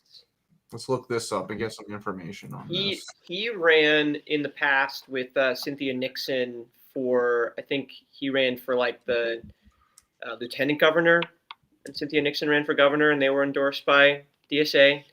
I would not say he is as much like cadre as someone like Zoran is.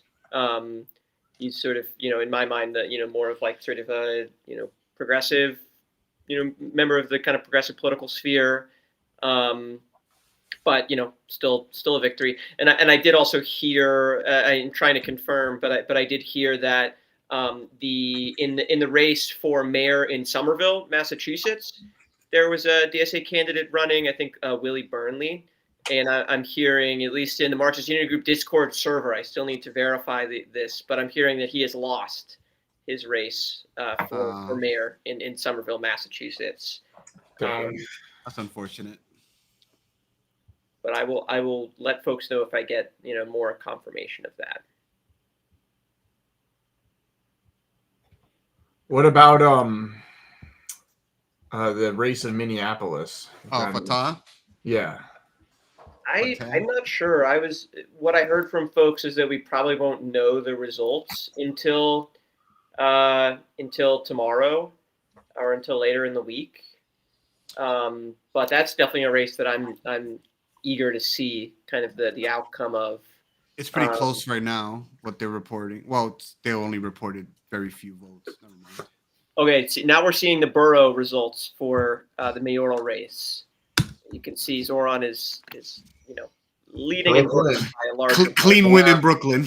Queens leading as well by a little bit. Well, actually, no, not as much of a margin. It's gonna divide pretty. I don't know. I mean, I get the sense that there's gonna be a pretty strong class division here. Yeah, you'd be. I think that's a safe bet. Yeah, I think it's a safe bet in this case. And in Staten Island, I know that Zoran is I think even behind Curtis Sliwa. You know, would be interesting is to track the votes with the density of single family housing in the precincts reporting. I bet you'll see a correlation. See, Staten Island, he's behind Sliwa by a little bit here.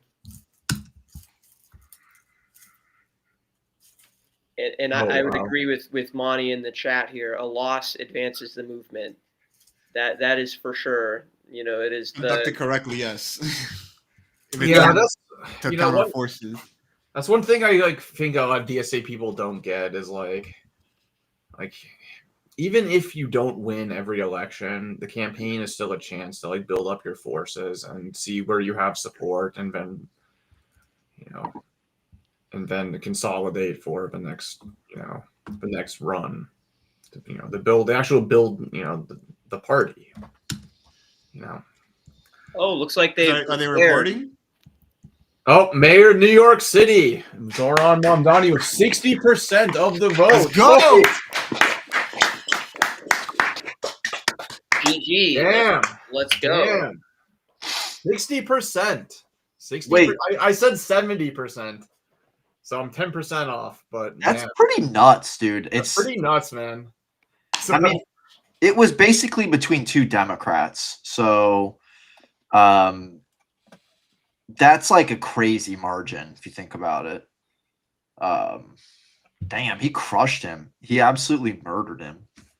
Wow. I hope he rubs his face in it. Yeah. I mean, that is something else right there. Oh wait, can we, Joseph? Do you have can you share the thing that Alan Dershowitz said? Hold on. Wait, let me. Is he at 60%? Zoran, what was the number? I maybe I missed that. Hold on, let me find it. Wait, I don't know if this is real. It's just up on the screen. I don't know if this is real, but if it is, it's great. Let me share my screen. I hope it is, because I'll be there with a video camera. Wait, am I sharing my screen? Hell yeah, bro!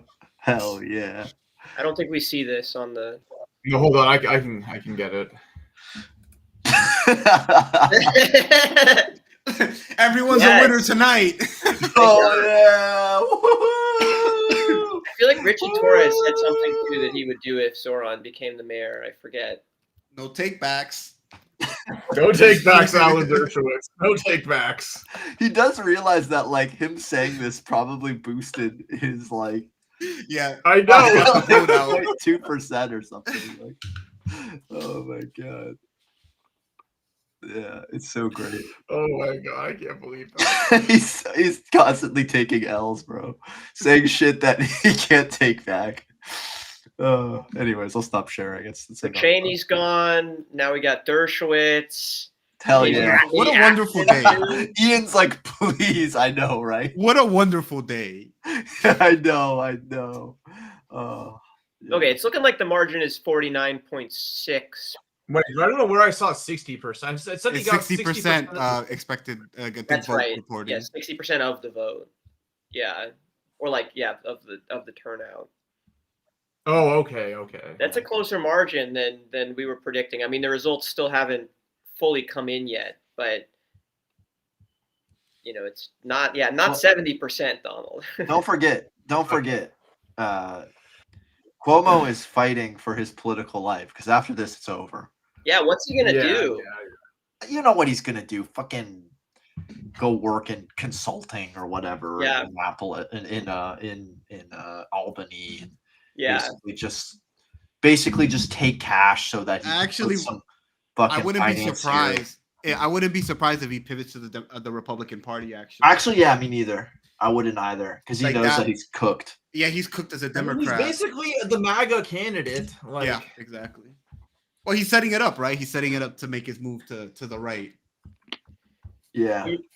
One thing I kept thinking of is the race in Buffalo, India Walton. When she won the primary on the Democratic line as the DSA candidate, and then lost in the general to like a Democratic write-in campaign, Byron Brown. But Byron Brown ended up resigning to go and work for the gambling lobbying Right. firm, Yeah, there like you a go. I little mean, they firm. Yeah, no. that's where Randy Fine comes from, is the gambling world. I mean, he performed his duty, right? They paid him to make sure that India Walton didn't win, and he did that. These people are such scum. What happens after that is kind of moot for them, right? Sliwa's going to be around, though. I don't think Sliwa's going anywhere. He's probably going to run in 4 years again, or however Great. long it is. Yeah, that guy's gonna run till he drops dead. Yeah, no, he's like a crank, one of the cranks that just sticks around and does this thing every few Yeah. years. And Perennial he's on candidate. He'll be back. Yeah, Maple says DNC will blame Sliwa as the spoiler again, and then say vote harder. That's kind of a fun question. Like, what do we think that the reaction from the Democrats is going to be kind of coming out of this? Oh no, we won! My God, we're winning too much. Hell yeah. Yeah, I mean, the Democrats are just absolutely in disarray right now. They don't know what they are as a party. They don't know, anything. They don't know anything. They don't know if Zoran is their future or if Zoran is the worst thing that can possibly happen to them. If they were smart, if they were embrace it, they would embrace it and just kind of do what Sanders has been doing. just neutralize it, Yeah. smother it in the crib. But the thing is that's not what the donors who ultimately are the party want. Well, that's a contradiction, right? Yeah. They don't want to cede an inch to Zoran because they know that he's actually that sort of politics is popular, but they also know they don't have anything else to offer people. Yeah, I have to repeat. Someone has to do some kind of mass psychology of the American ruling class and explain to me why they are so incredibly stubborn and arrogant and won't cede an inch. It's every ruling class in the past has recognized, okay, we have to give something to the majority because otherwise they're going to string us by, they're going to string us by our guts, right? But this ruling class will not cede anything. It will not give anything. Everything it gets is deserved, and the people deserve nothing. It's incredible. I don't know how long this can continue. They're really just spitting in our face like all the time. Although I could see the Democrats absorbing some of Zoran's political message in terms of like affordability, cost of living, as something that they are invested in. And even some of just kind of like the splashy media kind of style, which I think we're already seeing some of from the, kind of like more establishment. Well, they're all trying to do man in the street interviews now, but none of them are good at it. But none of them have any personality, or people don't want to talk to any of them. Yeah, But man in the street. I don't think it'll be that effective, like just because I don't think that their political demands will be, will have the salience that Zoran's political demands do. And I don't think that they'll be able to really build a movement behind those demands in the way that Zoran has. I just don't think they really have the political chops, but I could see them trying. I could see them kind of pivoting towards affordability. Just like how like in 2020, they really pivoted towards the politics of race, right? So I do think there may be some attempt. I mean, I imagine there'll also be some attempt to kind of like push back, but I could see them trying. I just don't think it will be effective. I think to address like why, the psychology of the ruling class, if I had to put it on something, it's the complacency that set in after the end of the Cold War, and the idea that American liberal capitalism was the undisputed winner of that political conflict. But it's like I guess an interregnum that lasted barely 10 years, and then 9/11 happened, and then sort of plunged the American political class into like an overt paranoia about terrorism and, you know, whatever else. I just don't think that they don't think that they should have to concede, because the historical pressure to concede to left-wing, you know, politics, the Soviet Union, doesn't exist. That was, you know, a big reason why, you know, for example, a form of the American welfare state was established after World War II. There's no Soviet Union now for them to sort of. Yeah, they don't feel challenged. They don't feel. I mean, it's you know, and quite frankly, the American working class for the last 30 years has been relatively quiet. So. Yeah, that's the thing, is the American working class has also just not really given the American ruling class much of a reason to concede much. They haven't really put much of a fear in them. Because you know? in a just world, Bill Ackman would shut the fuck up because he'd be terrified for being. He'd be in fear of being, you know, hung. Yeah. Hold on, let's see what AOC is saying. Not someone I'm. Oh wait, too late. Hell yeah, let's see what she has to say. She's too late. She's not there anymore. I do have some other news. I'm looking at the ballot proposal votes. It does seem like there are like 90% of the votes in for all of the proposals except for Proposition 1. And it looks like all of the sort of zoning reform proposals have passed by a margin of, let's say, 58, 57 to like 42, 43% voting no. So YIMBYism has won the day in New York City. You know, my you know, I have a lot, you know, I work in the public sector, you know, I work in housing. So a lot of my coworkers, a lot of my friends are folks who are really into, you know, kind of zoning reform and, you know, housing production and things like that. And, you know, I will cop to, you know, there's a lot of inefficiencies in the process, you know, they're not wrong about that. Yeah. But like, you know, my prediction with this is that, like, and this is what I've been telling folks, like, you know, if these proposals pass, we are not going to see a change in affordability in this city in the way that people think, because all of these zoning reform measures are downstream of the issue of, like, you know, class conflict and political power. And right, exactly. Yeah, this naive supply demand model of economics is just that. It's naive. I absolutely believe that red tape and bureaucratic obstruction can be a problem and can you know, make it difficult to supply public goods and supply goods. But that doesn't mean that just simply getting rid of red tape in the absence of an actual program to supply these goods and the actual infrastructure to supply these goods, and the actual they're just gonna build these hideous lunchbox looking fucking units in Brooklyn and charge $2,200, $2,500 for a fucking studio. It's literally near here. Got AOC back on the. Oh, there's AOC. Hold on. Let's see what she's saying.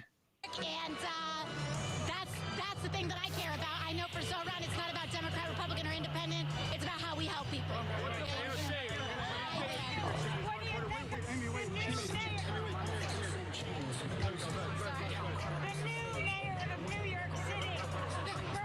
Oh, Amy Goodman. Oh yeah, Amy Goodman. Of course, a historic candidate, a tremendous moment for the people of New York.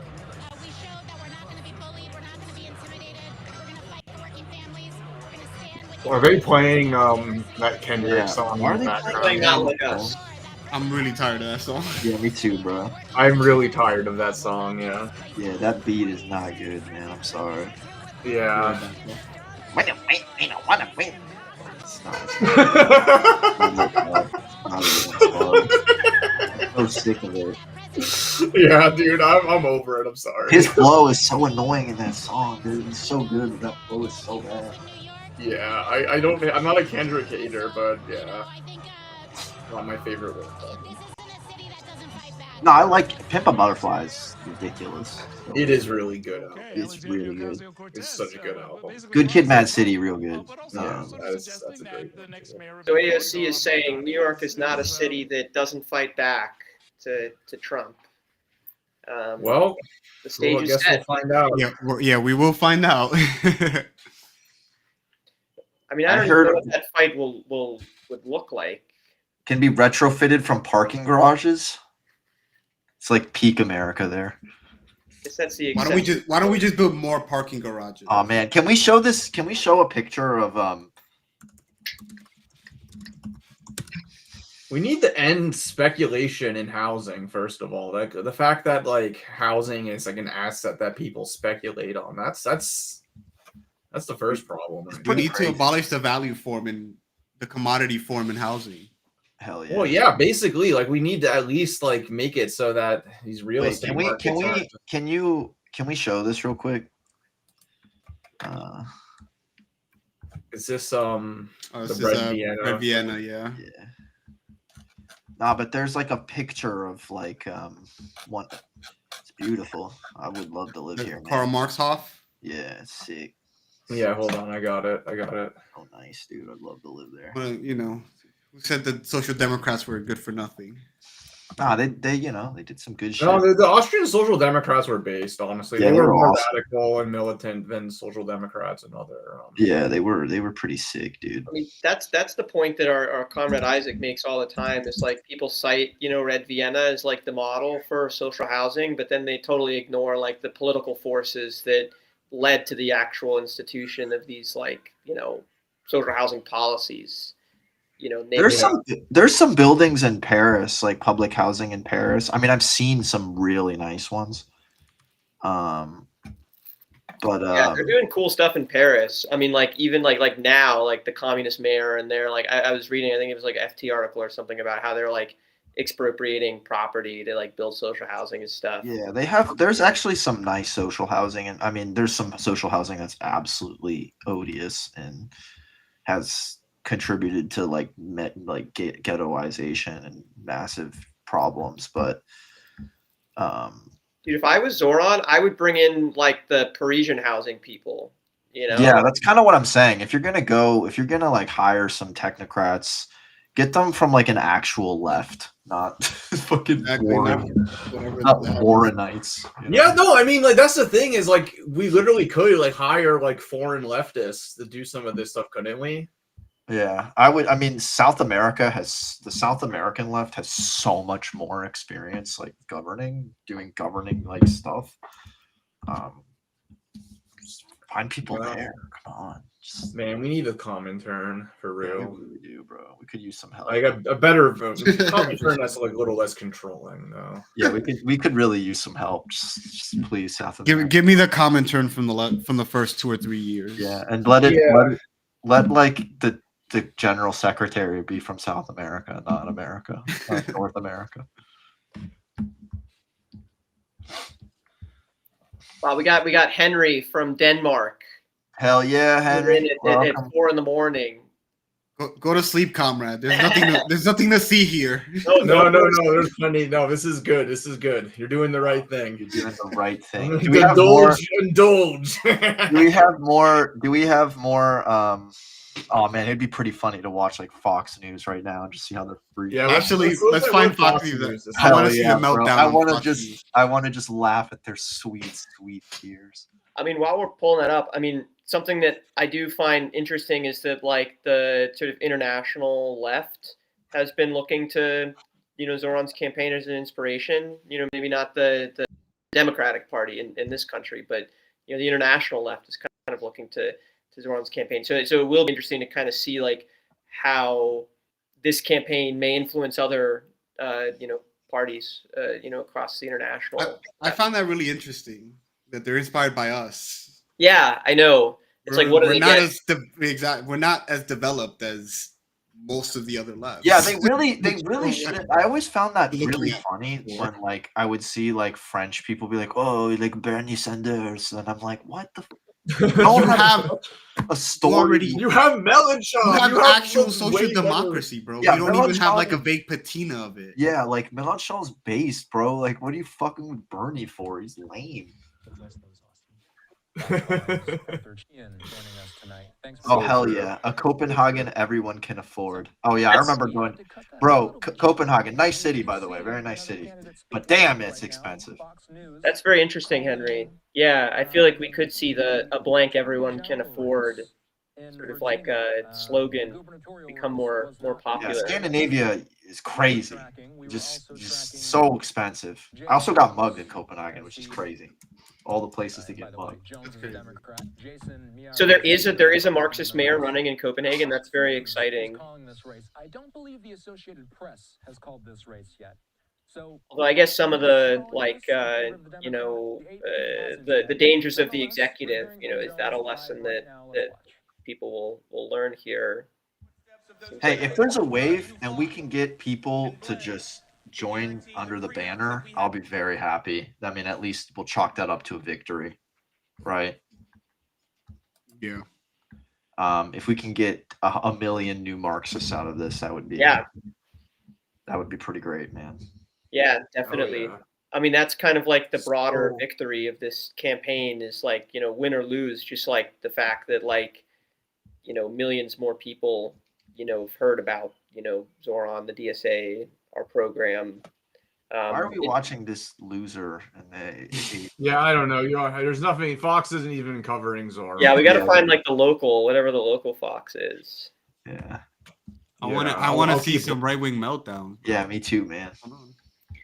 But I mean, this is like, I don't know, like I know people, I think I saw like there was like a Bread and Roses member who said on social media that like, Zoran, we shouldn't measure Zoran's success as his ability to be a tribune, but more by his ability to facilitate class formation. And, I think that's, like I could see What- that point, like, class formation is important and there's a role that Zoran can play. But I do think that understates the extent to which Zoran already is a tribune.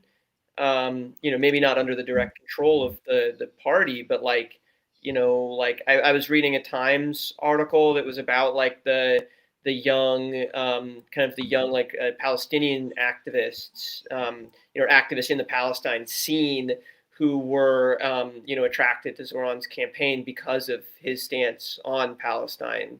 So Yeah. I don't think we can totally discount Well, his I ability just to be a tribune. I thought that tweet was stupid because I think it's a false dichotomy. Yeah. Like the whole idea of electoral work in a Marxist party is part of class formation. Like the idea of forming the party and building a party is and forming our representatives and electing our representatives and around our political message and conveying our political message and uniting our class around that political message is class formation. Yeah, Like, I mean, I don't quite see the that is distinction. class formation. Being a party of people is the project of, is at least an essential part of the project of class formation because it's part of coalescing the yes. class around an independent identity in an independent program. Without that, you don't have class formation. It's an expression of people forming class consciousness just as much as it becomes an agent in forming that class consciousness, right? And I don't I'll know. be honest. Like you're probably putting more thought into it than the interlocutor themselves did. It kind of sounds a lot like Cope. To be honest, a lot of what I'm hearing from DSA people sounds like Cope in the sense of like, well, don't be disappointed if Zoran doesn't make, doesn't shit rainbow and unicorns out of his ass. Just understand that this is all part of a process. Like, yeah, of course it's part of a process, but like a lot of this stuff coming out of the, emerging out of like, particularly the DSA right, sounds like a lot of Cope to, front run any disappointment that might be coming. Yeah. And there are a lot of stupid ultras who like, we're just saying stupid stuff and like, but like, that doesn't mean that like everybody having criticisms of Zoran is one of those people. I feel like a lot of like DSA right people, they just kind of like associate everything. Well, with, they're the mirror image of the online ultra mob. lefts. They're the mirror image of the ultra lefts that they always castigate. They're unrepentant boosters. Yeah, the point is to look reality dead in the face. Think about your Yes. principles. and think about what the limits are, but also how far you can push those limits, right? But if you can't look reality dead in the face and say things as they are, then you're doomed. You're actually doomed, right? Like you have to be able to see things as they are. Right. That's really what it's about. Like I'm not a doomer. I don't want reality to conform to my principles.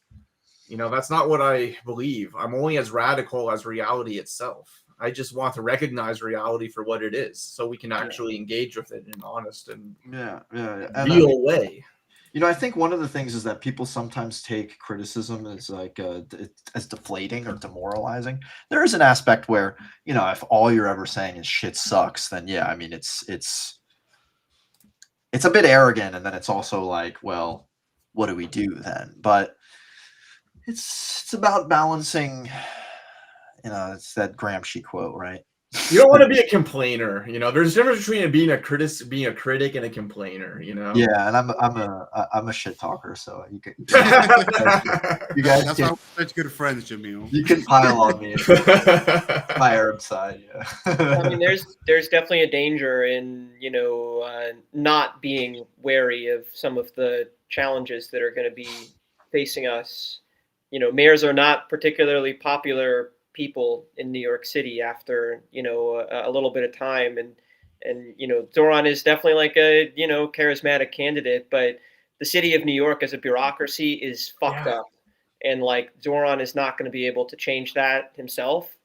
And so we need to be honest about that, and honest about like the fact that like there is like sort of mass popular consciousness that is to the left of our chapter, or to the left of kind of like the progressive wing of the Democratic Party, and like I think we can't forget that. I think Ian said DSA needs to own the fact that they won Zoran the election, and it's evidence that our representatives can rely on us and should continue to do so. I totally agree with that. I do think this is like if New York City DSA cannot learn from this, that like we are in a sort of unprecedented period of strength for our organization, maybe not totally unprecedented, but I would say unprecedented, because like Dinkins was the mayor, and he was a DSA kid in the 80s, but I don't think DSA in the 80s was as significant as DSA is today as like a mass party. So I really think that like we have a major opportunity to take advantage of that strength and put forward our message. But I think it only comes through dialogue and discussion and bringing people in. And to that point, I really liked Maple's point around Zoran showing how pathetic the system is via fireside chats of what he and City Hall and volunteers have done, what the baddies do to stop it daily. I think that's like a great example of like what Zoran should be doing, what we should be doing, taking advantage of like the platform that we have to expose the injustices of our system and the ways that we can organize our way out of it. I would also like to see like the Zoran administration like play a role in facilitating the kinds of organization that Holden was talking about earlier. Like these citywide tenant assemblies.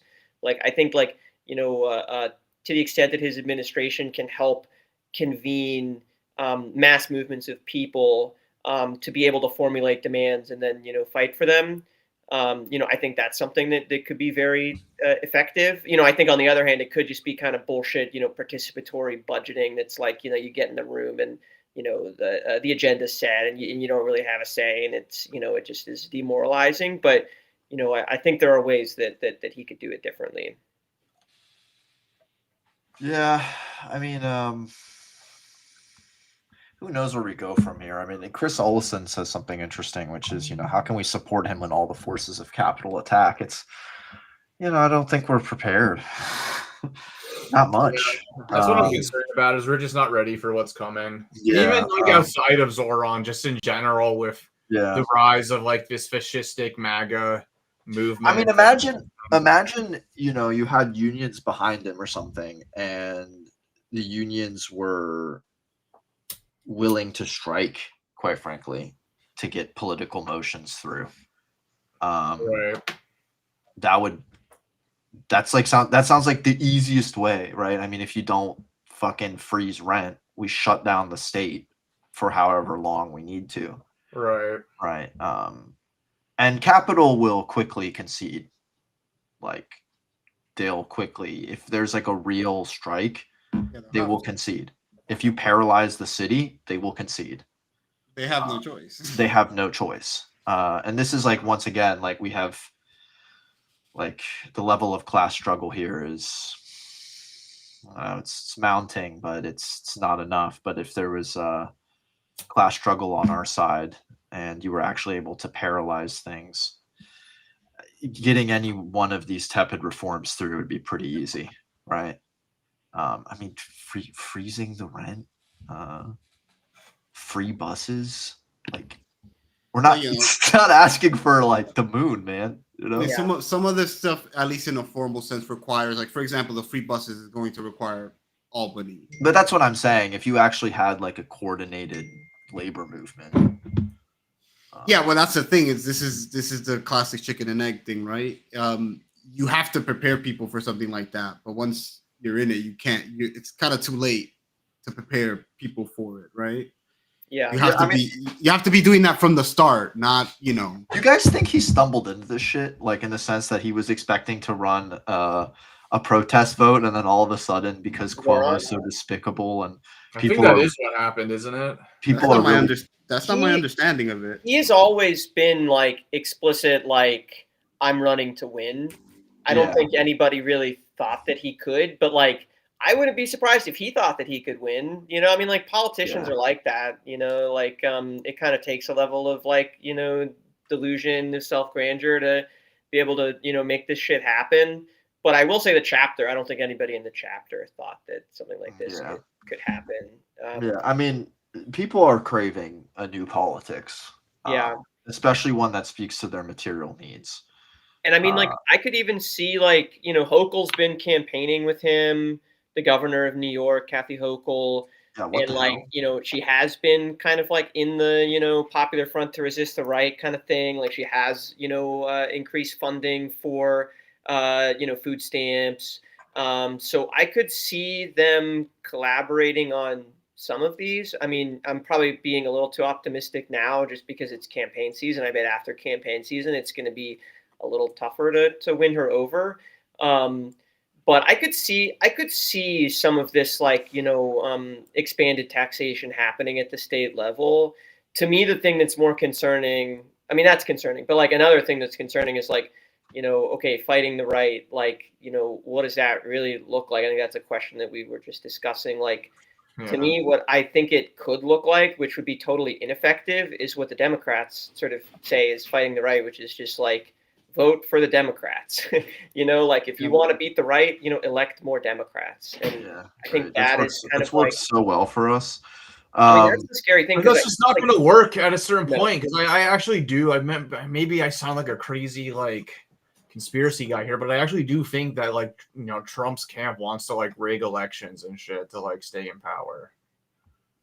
Like, so even from just like a tepid like Democratic like party perspective of, you know, anti-fascism or whatever, like, I don't think that like that's realistic.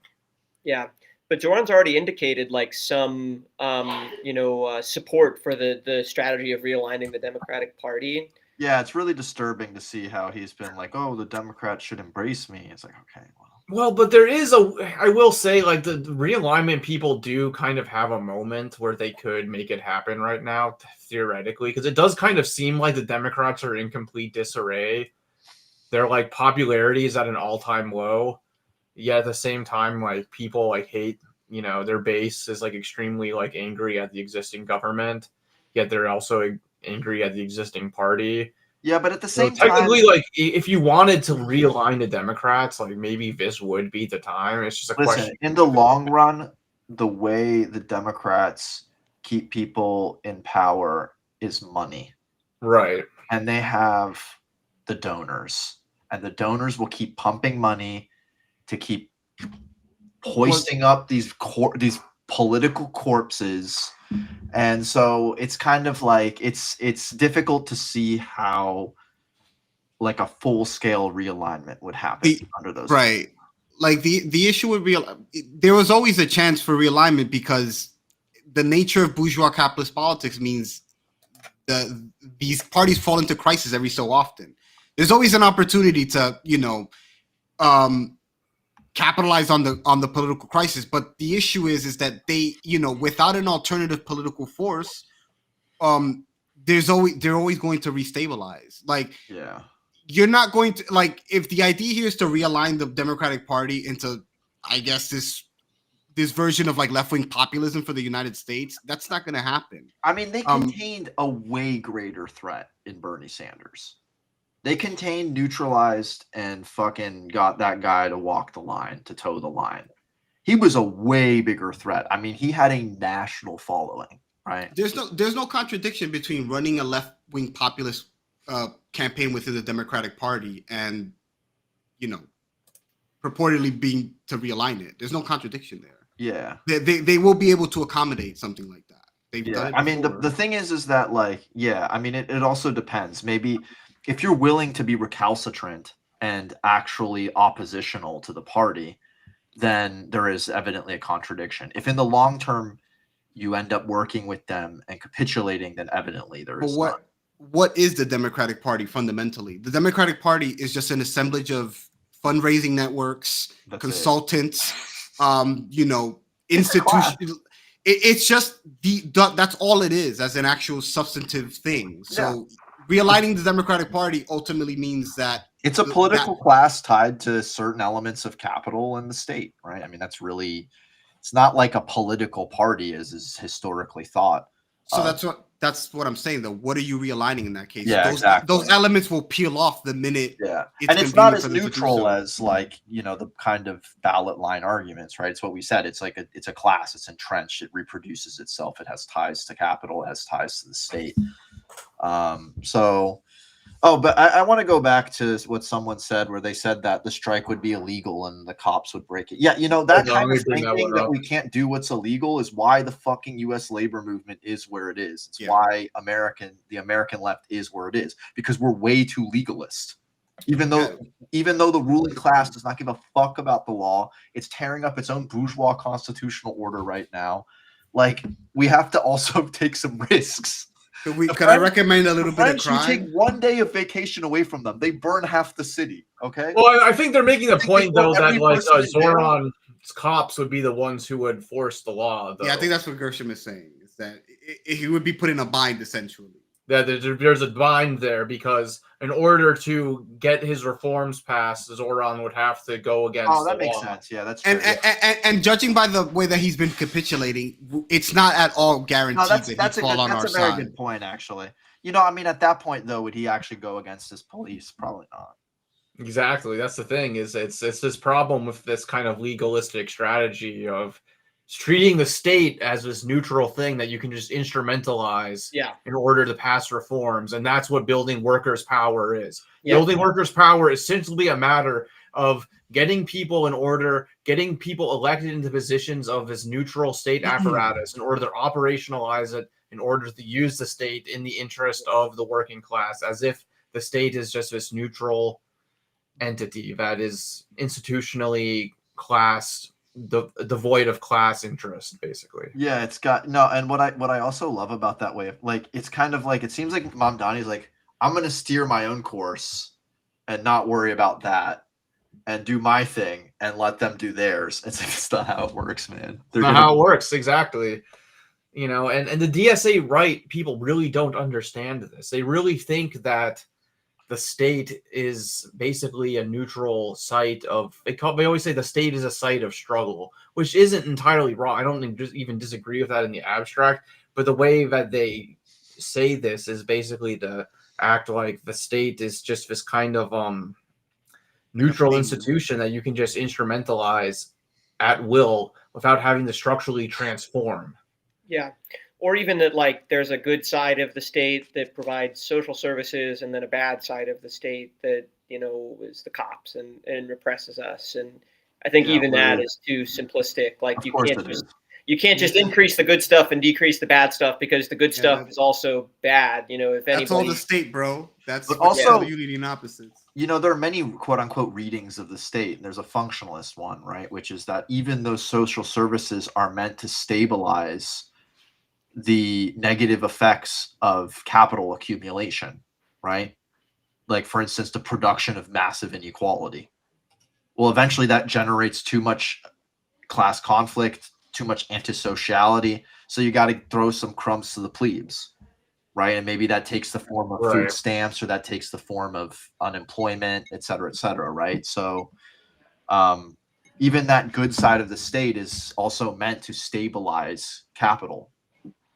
And right, and it's structurally wedded to the capitalist state, and which is structurally wedded to the capitalist class. And so you actually have to deal with capitalist class power if you want to use state power in order to deliver goods for the proletariat. And that's just the problem. Man, we need the level of thinking on these. They are structurally in charge. Even if you manage to take executive power, like bourgeois class power is such that they can essentially sabotage the state from one thing without. that's great though is here they can't capital strike as easily. No, not in New York. At least. You can't, bro. Yeah, no, I will say capital strike in this situation is a bit overstated as a threat. I think You can't capital because strike it's from New York. It's Well, fucking New York. financial capital is very mobile, but it's also like where are they going to go in comparison to New York? It's New York City. Bro, it's the New York Stock Exchange. There's nothing. Well, like it's the center of capital markets on the planet. There's nowhere else. Maybe London, but even then. Well, London, they can't go to London either because again, the volume of like trade and financial, like investment is way higher here than it is in London. And I think even the Wall Street people are like, the taxes he's proposing are not insane. They make such ridiculous profits. That what is he proposing tax wise? I didn't really hear that. It's like less than it's like not even percentages, dude. I've always advocated a tax on financial transactions. Yeah, a flat tax on every financial transaction that passes through the city. Yeah, generate billions of dollars a year. I think it's something like that, and it's like tiny. Like let me see.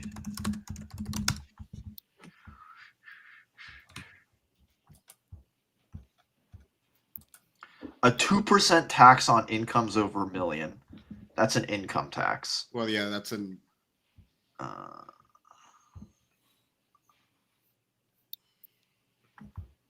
yeah, Henry, that's a good point. Somewhere like Denmark, 70% of our GDP being exports. Yeah.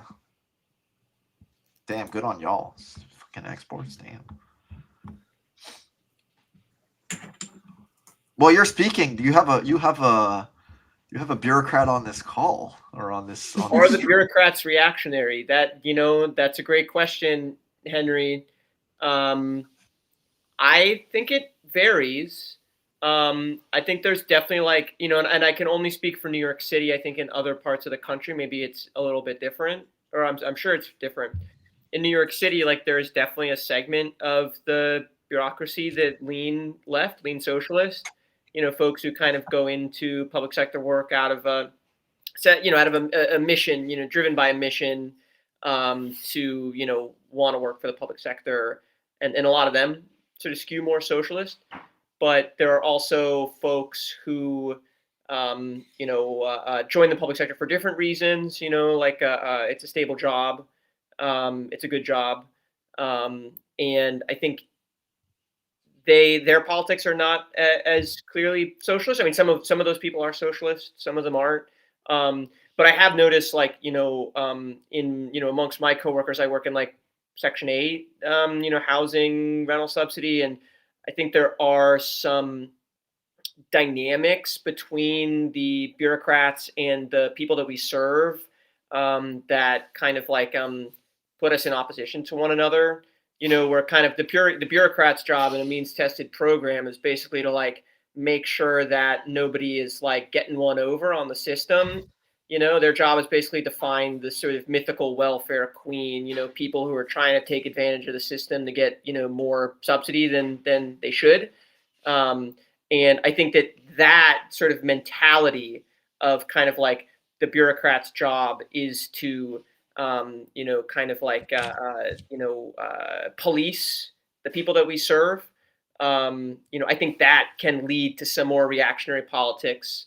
And I think connects to basically like a segment of the middle class that is a little more suburban, and watches the news, where there's a lot of reporting on crime and those kinds of things. Like I have coworkers who are like very afraid of taking the train because of crime, but who are also like also very into our union and want the union to play a more militant role. So I think that there are a lot of contradictory sort of like political beliefs amongst bureaucrats.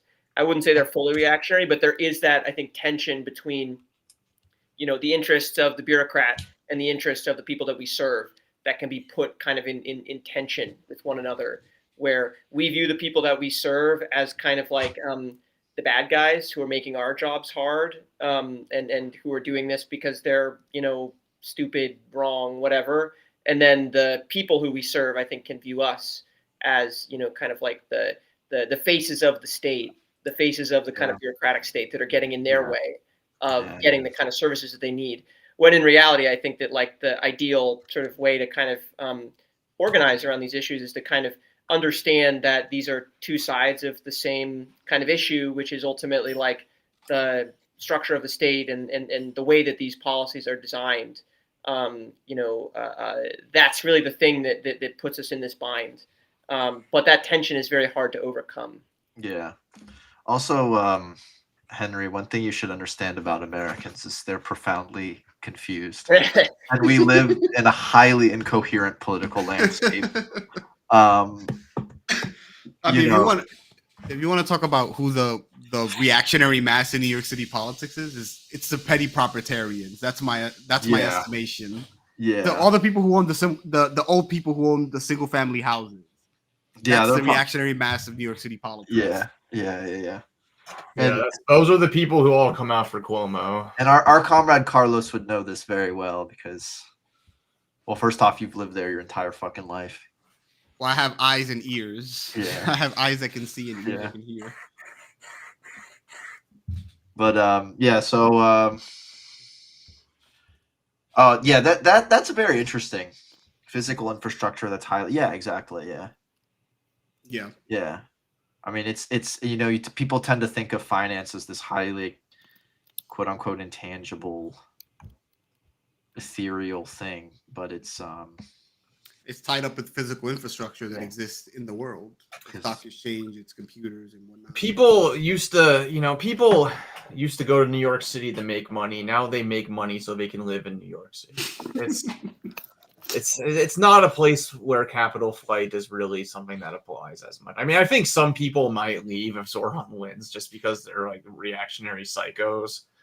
But like in the end, like that's not really what's going to happen. Like, I remember some people are like 25% of Jewish New Yorkers will leave New York City if Zoran becomes mayor, just like making up like total bullshit like that. Right. I heard someone say something like 1 million people will leave if Zoran wins, and I hope so. I truly pray that it does, that happens. If he can deliver on that, it would decrease my rent for sure. It would also make the city a lot more bearable. Like there's too many people here. Yeah, no, I mean, listen, like if it gets a bunch of stupid chuds to leave the city, then like yes, please. It's not gonna happen though. Who are we kidding? Like, I just don't really see that. The capital flight thing is overstated. Yeah, I don't believe it. But Henry makes an interesting point. The demographics of modern capitalist states look different than in, say, Tsarist Russia.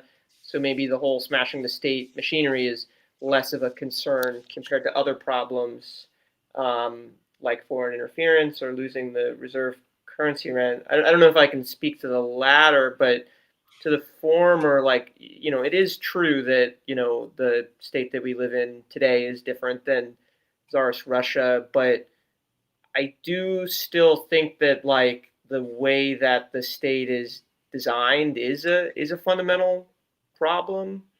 And I don't, and I think this is kind of what I was talking about where I was saying, Zoran, I think we'll run into the challenge of like the bureaucracy in New York City is a fucking mess. Like, I think that like maybe it's not Tsarist Russia, but it's definitely not like, I don't think we can just throw more money at these, you know, kind of like, let's take housing for an example and just say like, oh, let's, make the process faster, throw more money at the problem, and that's gonna solve it. And the existing bureaucracy can kind of, take that and run with it.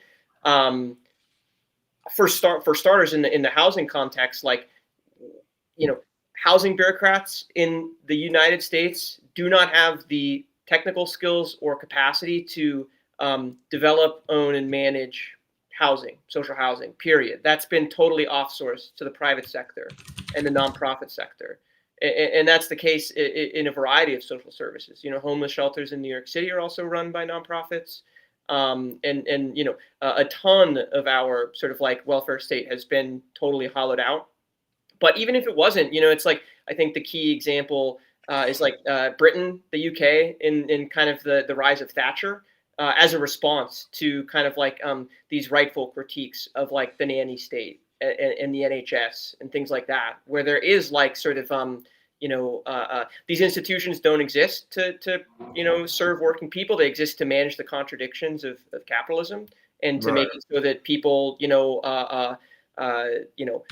not are taken out of poverty and things like that, but so these issues are managed, and so I think that fact has not changed about the nature of the state, and so like I don't know if like what does smashing look like? I think that's like an interesting debate, but I do think that we need like qualitative change in the nature of our state. It's different when you don't have a monarchy, because you don't have to do like regicide and kill the king or whatever, and like like kill a bunch of aristocrats. But there still is a need for like structural transformation. Yeah, I mean, listen, take away the colorful term "smashing the state," replace it with something, I don't know.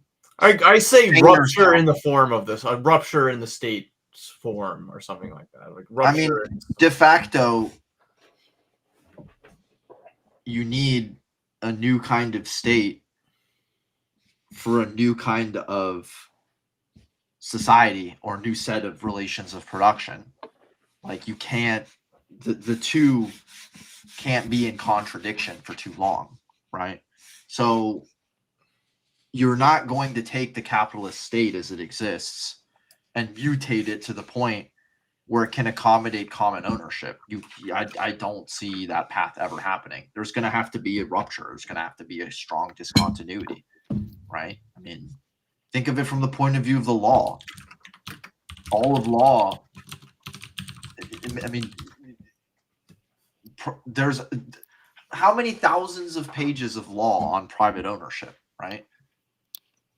Well, what if you no longer have private property in the sense of the ability to own the capital and exploit labor?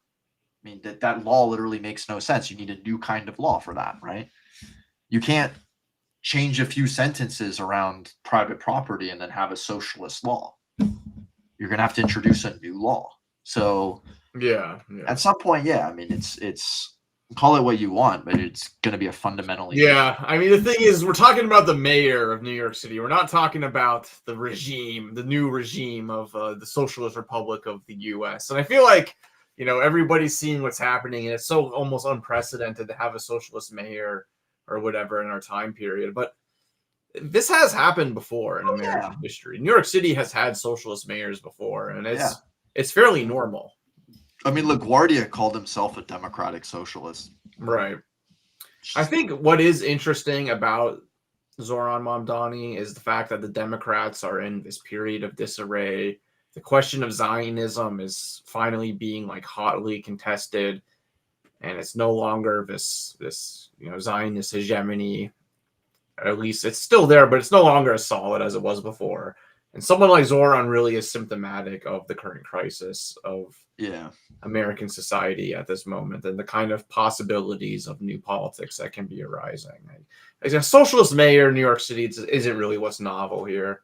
I think it's the fact that there's seemingly this possibility of a new type of politics, and it's not clear where it's going to go. Is this going to be something within the Democratic Party a kind of part of a Democratic Party coalition? Is this going to be itself the new Democratic Party? Is this going to be something entirely different from the Democratic Party?